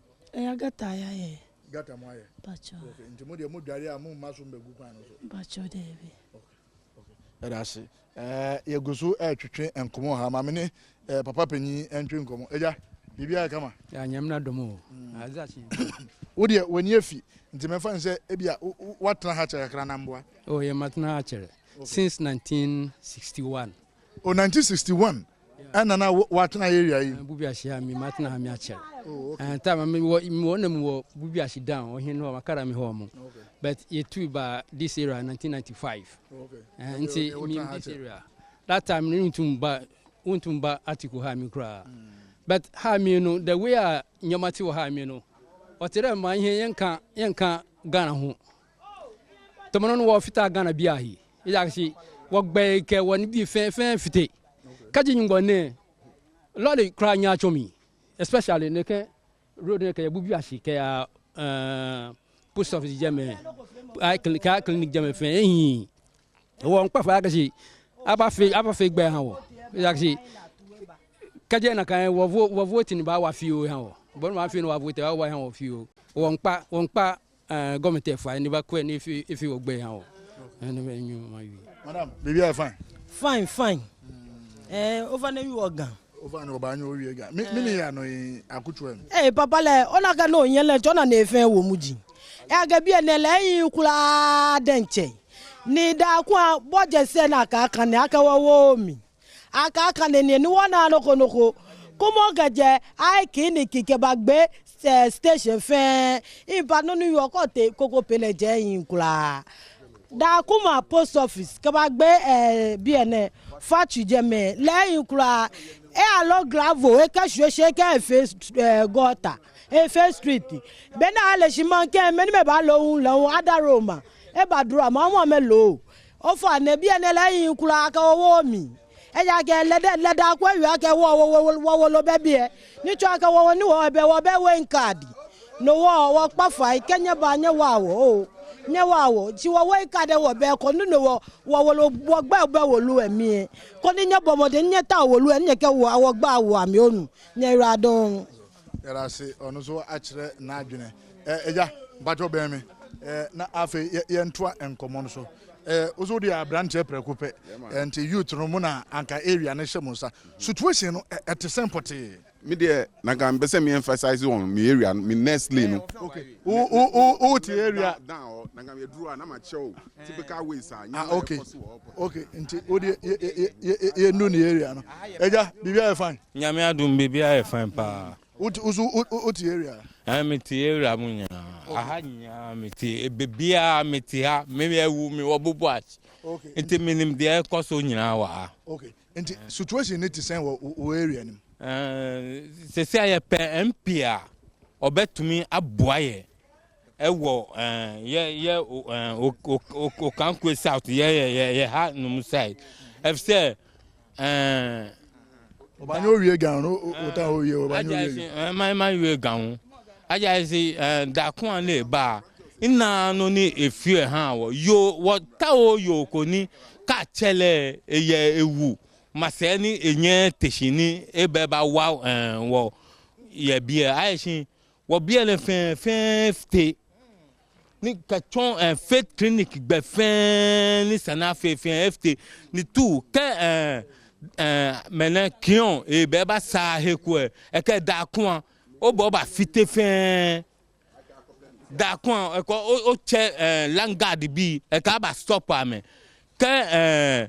mena le wa meda ta le hu ebe no bon she wa le hu ke ska le lenche le hu ke ba le ke ska femfe ni bi le hu no hu ke o bo ba fite na kan bi efen o bo ba fite ni bi efen no o wo police fe akabo lenche ba fe ko ke ko tal fi o ba pashpon no lo teje ehwe mi no o ke o fe road ko be ni wo bi efen fe wo ta o na kan minister bi eni e ba ye wono kura ye bi na kan MP ko ne ba ye wono kura ye bi wo no ni wo ta MP nu le bon wo bule yo ne be ba wawo enye wawo wo ta o MP ni be ba ni ko kion je ni le eska ni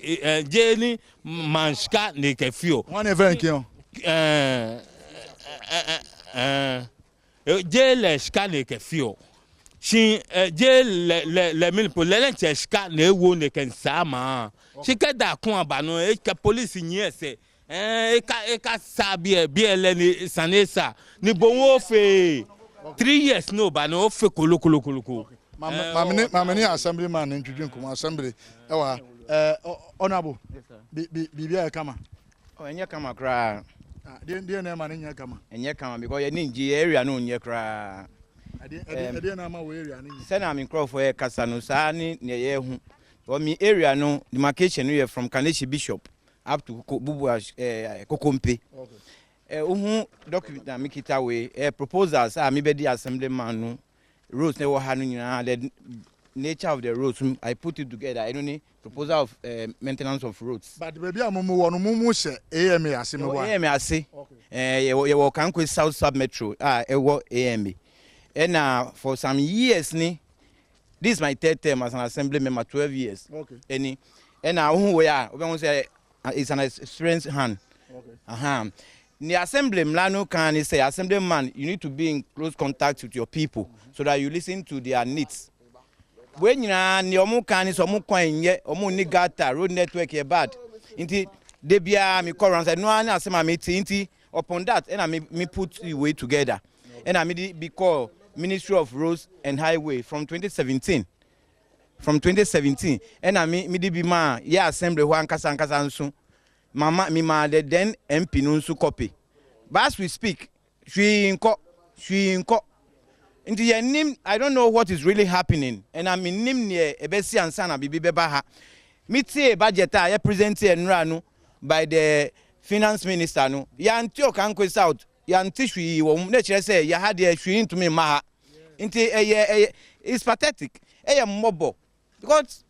dear my budget. Let's just enter a better budget next year budget too. Ye dear mam, nature say, O can quit out, dear say, and I bet now. The extra government power say, Ombra, number on tune and number share your area, and area there, and yet. But, sir, oh, your assemblyman. Now, say, oh, Casiano, who named the air coswa, who now we are the representative of the people, who now would deal when you are. Now, say, who the air coswa, and there's some with your moon, you are. And I can say, me met Juma, a Juma Lanuka, and no one assemblyman, Juma, and when he say, I should be in close contact with my people and know their needs, their challenges. Omu challenges are any road network, any drains. Omu nibi. Me didn't to human so say. Me the ama road ministry, but still she in Koso. So I don't know who assembly or the AMA there. Yenya and say AMA or sofa because AMA were having 10 sub metros. And now 2017 no Kavi is 7 out of the 10. Inti Niakanu, Okankwe South, Abrekuma South, and Ashedu Ketekenu. Omuna mwaka sisi aina honsu skasem wahu eka 10 ada 9 7 omuko enu ada 7 omuko enu omuka ni we kanu na egun ni 3 ni so nti e me don tumi nya hwe ni account me ba ma me nko woman in che me wi a me sa ba ho na afi ya hwe omo tete ma me bibia fine oh ya be ofu kra abi de ya to aba ada de na esie show ya kwa we ade ya umutu atuko wofa de bia ya tukwa wa ya tu amwa ya tu amwa bale akasa de bia ya kasa ade mumu aba de bia ya jare ka na mu bisa yen ade wofa show ha fitikaleshi ba 30 Ghana fitikaleshi ba mu han mu 30 enwa me ba de bia me kwa kaneshi 30 Ghana eti ade wofa ade kwa ni ntina mu ji mu 30 Ghana aya ya ba kana se enye ha say ufo amusi yamba enwa me kwa kaleshi sisi okoko bidu am 10 o'clock enimbe 10 amon fa me so asiako okay mami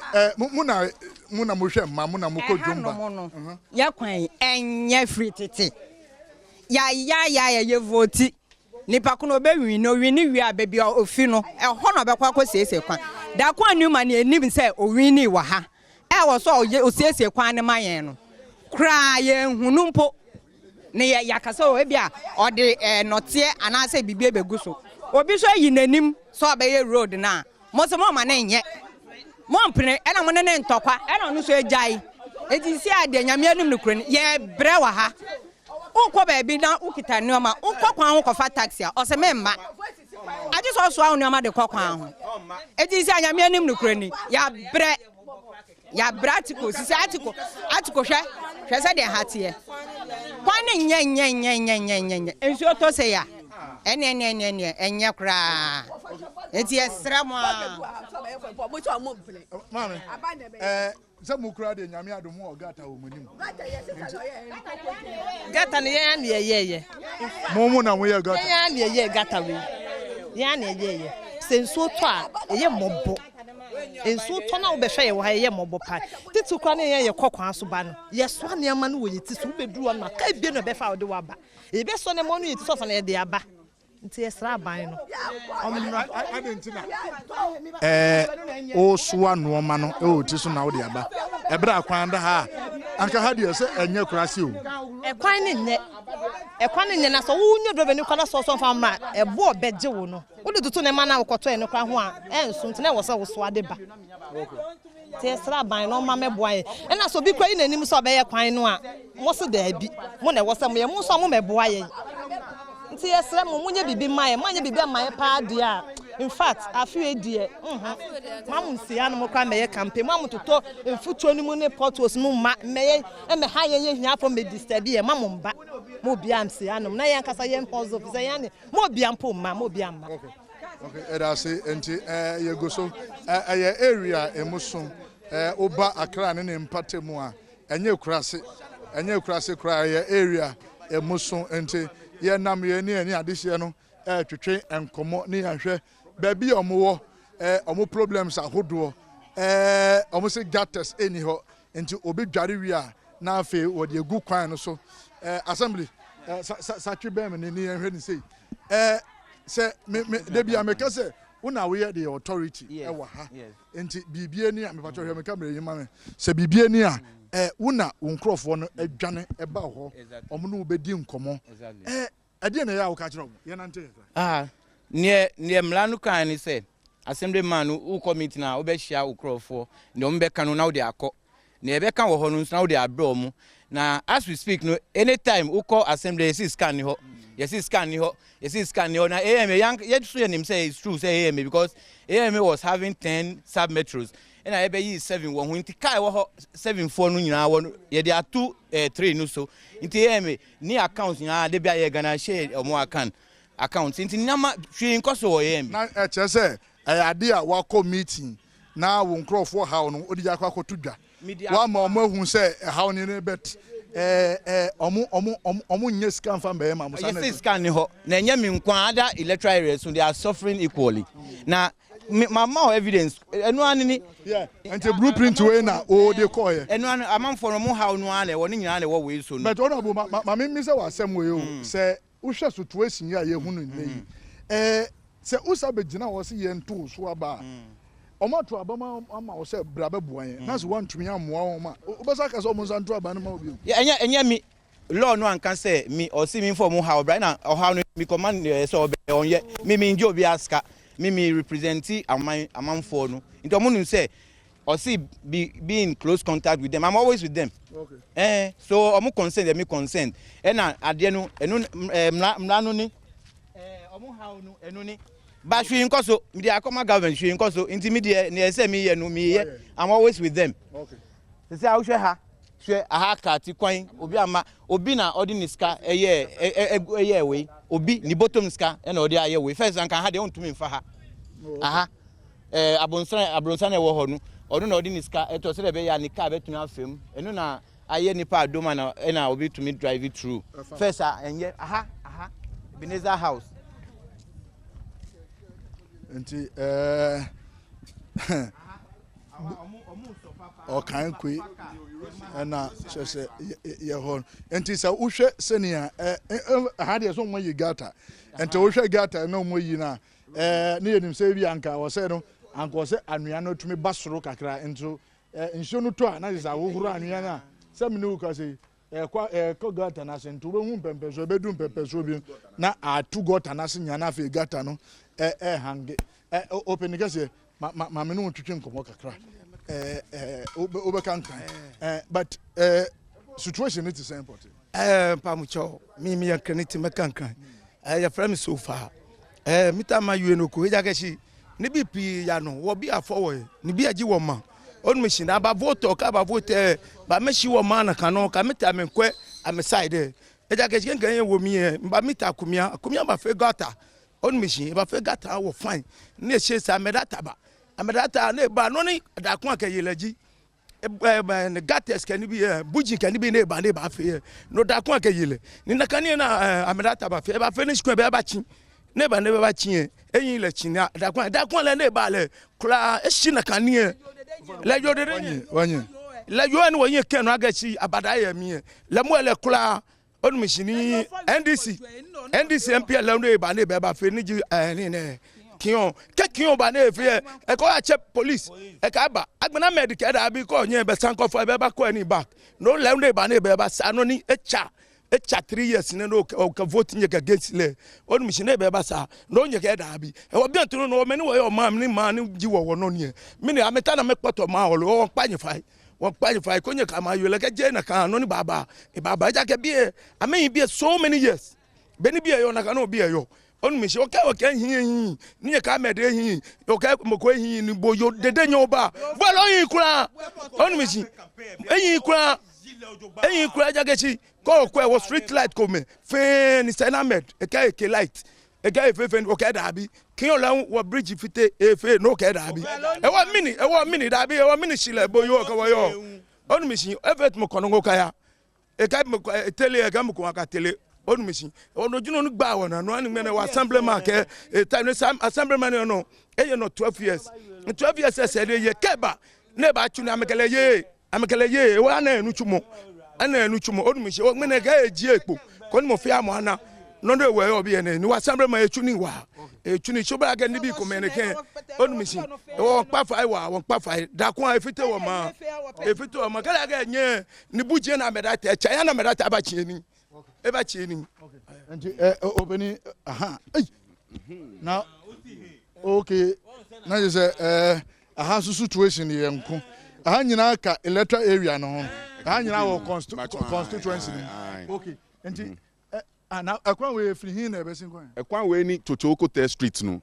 and since 2002 and akomia nana akomia or constructive event drains no gutters no since then no ye hu any improvement bia na so to erosion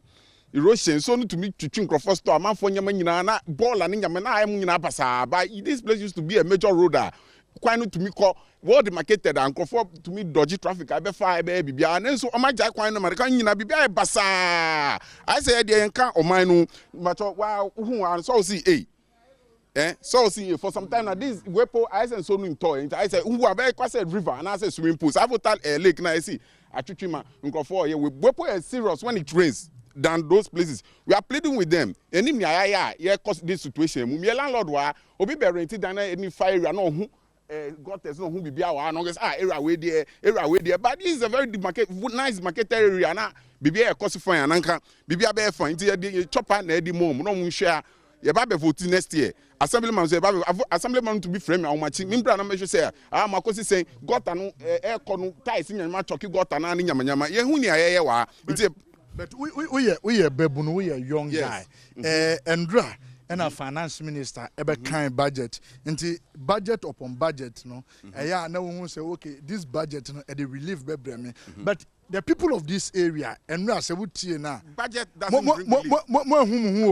budget doesn't bring relief and I mean on a whole it's the budget supposed to cover the whole area not just me this particular area. Yes. So I'm not media no they have been first time I'm reading budget. This budget has been read. But the epic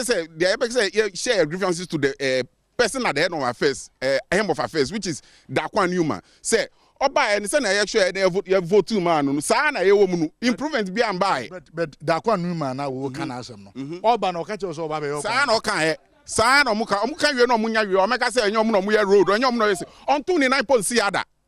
On two ni na oya ba be vote no ni mamifo ni nyamanyama na ma o na mu koba mu ginchia but after winning the election because said the last time not 29 here but he gave her the maximum vote that she needed to win the election and to me can say amu no be the crapo e cradiapo sia on be winning it has continued for some time so at least amu a competitive point and to give them the wake up call to do whatever they are supposed to do into na heading to yes wrong. Yes, some of them munya road ma munya shipo maya. Be onfa wepo anwa one grade po betu so na enyem pepe so ma me da see. Okay. Da say na afi me hu say woman yi so e wa ha ma mentwem ben no na afi ye ni nkomo kakra e wa ha eja bibia boko de bajo ye o oti area ba bi bajo mi fie ni o fie ni okay na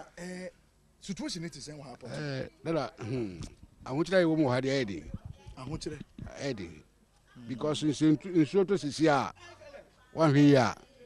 wo hu asam papa because in so ta ko we got a wo hu na so fai de ya sampa ne wo e ba na wira e di free sro haba no en ya sam papa dada ahunchira ye wo mo ha de edi nsuo tumi fa obi nsuo etɔ a etumi fa nipa nsuo tɔ tumi fa nipa ɛkɔ hyɛ main gutter no main road so ebibi wɔhwɛ onipa no na wakɔduru kɔle no wawu nti masa aha deɛ ɛyɛ den ti sɛ mpanyinfoɔ no bɔhwɛ na wɔaboae a wɔhwɛ na wɔboae na ɛyɛ den because ya ka akomia papa obey odi ahwe begu ha daako a onsi ha da fi se woto abebe si nne daako ansi ha da o si hada masa bra ye bre no enya sam papa wo le se wo gira ha na nsuo to a wo le mensuo ye se o to kakra bi masa de obehu wa ha no ebe funu nti ye pampan fo no chew so won fo adwunum la ha kakra medase afi ye nantim aka mene ne kakra bi na to se ye the people's forum no ye di esi ohwe gata yi kra na mehunu se asa gata no ya ye ni ye kakra no ohwe gata ni munzu a ade a emunso atwoki enti in as much as say was aban ebehwe ede maye no as citizenry we also have a responsibility to play ohwe ball here afi sanse road ni nyen nkrofon so de aye ball Ebenezer House enimu pe enti amuso afi ball no omuso edi gu a gata da ha ohwe gata ni mu a enye kura ma nhwe gata ni mu gata eno so eda ha anka nsuo no kitwe bi a eto eba anase nsuo enam gata ni mu no akwase atumi kono so gata ni mu so no omudi nwura ni nnoma nso gu gata ni mu a emunso echoki and the responsibility on the side of the citizenry to make sure say kakra ya tumi aya amamu no omuso atumi ahwe sedebe ya nsuo no ebetumi afemu na ani dem no omuso no edi adane bola gata ni muso echoki enti omuso ti ha no edi importe na wone suso omo eja bibi aboko de na me na dom bibi aboko eja mo fie ni e fie ni situation it is o situation enya kura enya is very awkward because ofia ekwan we a chepa papa since ni acha so got time si ade ni free no one na begua so but eja usha gata yi mu a we dey mo fie ni mu a o obi betumi obi so be bisa say as mo amuso motifia gata ni mu so atwoki ndare nta mo so mo yin gata de bia ye got them but ade ni erosion ni free ya na be un say we esani ni nyina abegua every day you got them every day bia you got them nti nsuo no tobia na nwura na abem nsuo ni tobia un say aye ho ye so na aye down e na akire anu se enu gota ni ho nti nsuo ni nyina fa kwan nim wan na aha nyina jire nsuo to na uba ha muntumi ngina awo aha nyina jiri ye fe ha nyina etumi jiri nsuo na free gota na area inside na ball free suro ho ni bibia ni nyina ba begua because gata ni no wan gata ni o fiti wan ya to aba wa ha saa de bia ya to aba omudi nsu ye hu hwi nsese ade afa ye wan adwen ya afa ye wan adwen papa nya ade a ye beto aba wa ha bio mami o ti area me pa so ya na me wo mami ni kan mi se wo hwe gata ni mu a mami ye di kan ka se ade a etwi anua ni free so ba ba mimi de mehu ni se gata ni mu atwoki munya nyi ye yi papa bra ye be yi ekwan ye se omo ye no mo de anwea begusu nti so ni to a na ahohoro anwea no na san begu gota num bia kan ye ka samiri ma beba behwe MP de wo friend ko ne ye so enti aha ye nim se ye wa MP o se ye ni MP o o kan o se MP nye kwan so ye hu se me bebire MP for de eboa emomo ye kwan ya bigire ye ho ayi gotam no nka ye se o de trogu be baba no o mfi kwa no de ateche anwea enti anwea egu gotam nyina efi gota anwea na omo de ba begum no na san hohoro agum enti nya asame ma na nka ha se de emobo MP de bra ye emobo wa ha papa te so no kura de ompa ya hwe ti yesremo anka sasemo aba ha de a ene mo hwe na so mo nye ti yesremo a cable so hu cable nso ye fi cable me tena ha mo no 40 years ni se nso ne ba woni mo odo mo ba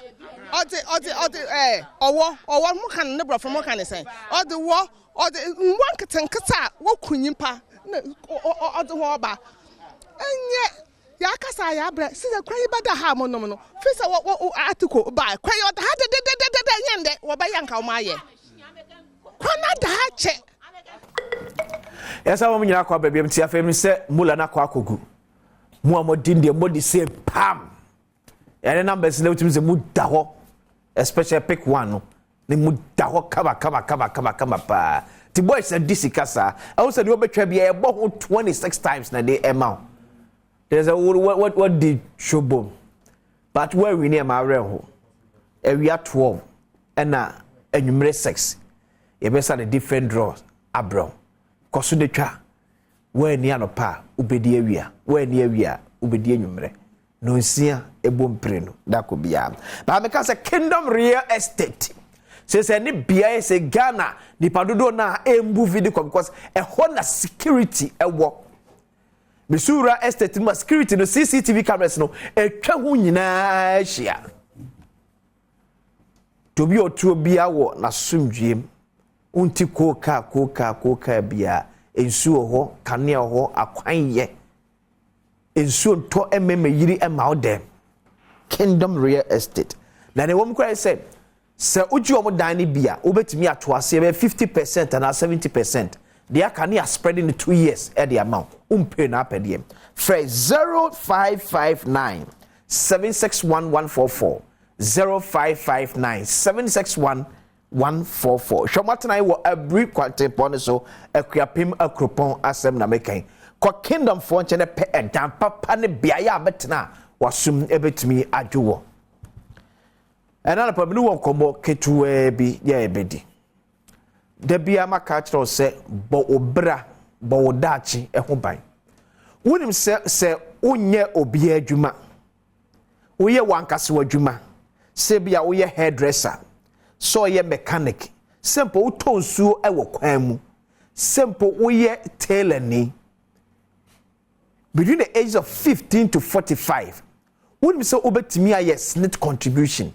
se na be ya na akwa ho meje mu a snit fo betimi atwi aka bosumi bia kopim so obo ade beto ne sa e de afro etina no pay me show nkran se fa ho dom seed ya snit fo e de aba na ochina bi odachi esiwiye so ni busuani bi wadamfo bi ye onu akasa adwuma ofa no endom seed ya snit fo de aba ka kire no ofa no nkodom sesiye snit de bia kai se eye odachi entifa no personal hwewe sie nemra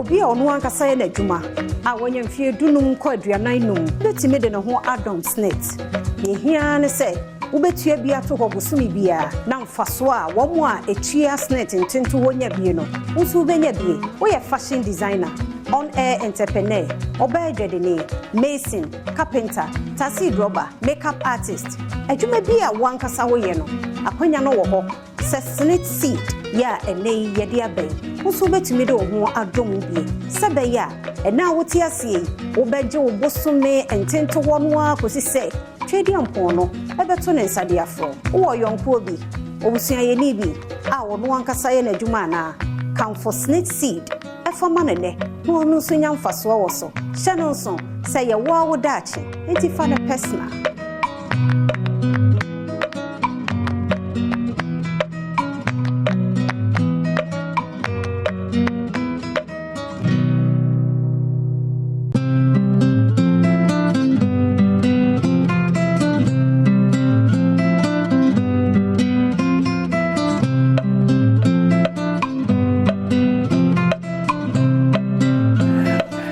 very catches a snit the odachi to the be also ofano personal also ofano personal and find ye agudie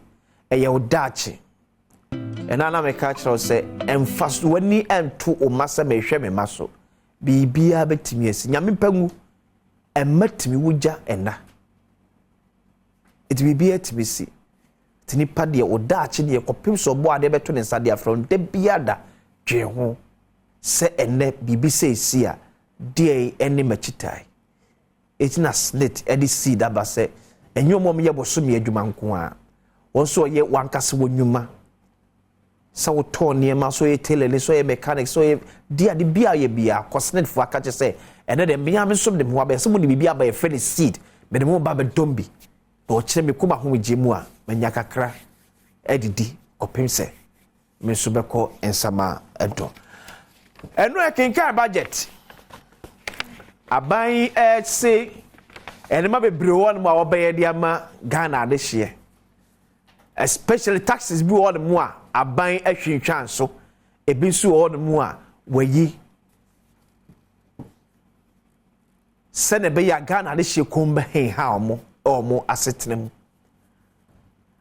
donc comment so say there be sa budget we abai almost there's 11 billion tax bi wo ba bia aban be nam so ababa girum tu say tax ba be kosro to no ma fan say budget we no empty and insensitive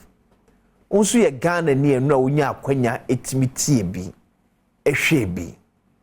sa budget we yesi nkonim budget ohun se nkonim o Ghana ni ya wo hwema no pay o wasa no mekan ebi se kwaku ware ya man frofro chief o wasa no mekan budget kinkan yen o fi se nkonim budget ene ye kinkan no sa na wo su hunana sa wo hwe free wo soto sa wo hwe free wo fie sa wo hwe free wo dwumam ba bibia wo hwe me free bia 2024 budget na Ken Ofori Ata ekwa kenkan ye no otoni din se nkunim budget victory budget eye nkunimdie edem wana medi nkomo ba akumi ni se but fa number 2 on map be phone line tum now so watimi afre a kire wadwen dia fa budget enu ampanfo ede ba number 0302 211701 0302 211702 0302-211-703 0302-211-704 waiting numbers am be adwuma ya onso betimi afre na kire ye Ghana ye nyina ye man ene ye kekere enti ebia na mekan wo adwenkire bia betimi dia ba na mrahye yafo nso bobo budget no ho a wo sa adwenkire no nso akwakohyem obia adwenkire wo man kanko ne mpuntu no ya de hiade kese pa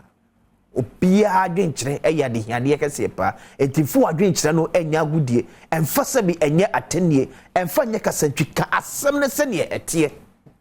na mpanifo ntimi fa aba emfa efrim happy birthday ekuma bafo awua ya wo sunyane health insurance atena we firi wankasa wonua kwasi renot wo aguna odobe oso wish you all the best happy birthday enko enfumanyame nshira na onyo kese kopemse obeye kese pa so nti akonya edem 0302 211701 0302 211703 ekosi 4 unso betimi afre na odo adwenkyere enso aba hello good morning me patch for us of free Abizibe Fantiakwan of the Grove. Nice one, yanko. Yo, Chief. Madam was say, and I quenya kasi wa dia mami. I'm saying you muni. No credit eyana eyeba akupe. Okay. Onse omaya na nkasa no ai ekitaminu mi yenu senya wo kan iminia. Na so se no kwe wo a ese ampanifo na nkasa ye se ekenofuriata. Na na da kwa kukwada na yeba omya. Wonwe sebi ne dikan eyekuafo.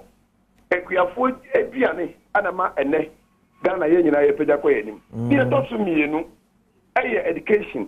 na etosu sa eye sebi ye nuanu ma edidwa ye pe nkakra de edidwa. Em se sa na e ko so kofa emai sebi mprebiasa emai we ya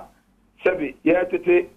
wo sebi wo ho Bible ene emai. Nti e be sebi bre se budget ye ba ye se one obi ka o meka sebi e political. Enye political. Enko ye de kire se enne ye be za to taxes so e ti se utra si ni ba ku bi no so man green farmers na e ya na your problem e ti mesre be bi se budget bi ba e ko 2024 e ti won me ekuafo no okay na 7 Mate merase hello good morning hello good morning fine morning me patch from so free yeah Mr. Nobody Kubo Dumafe Mate yetio yo me da wase no duma pa wudi e wo Ghana ha ni wi asen nyina me da se budget na ye di baye no eye adipa budget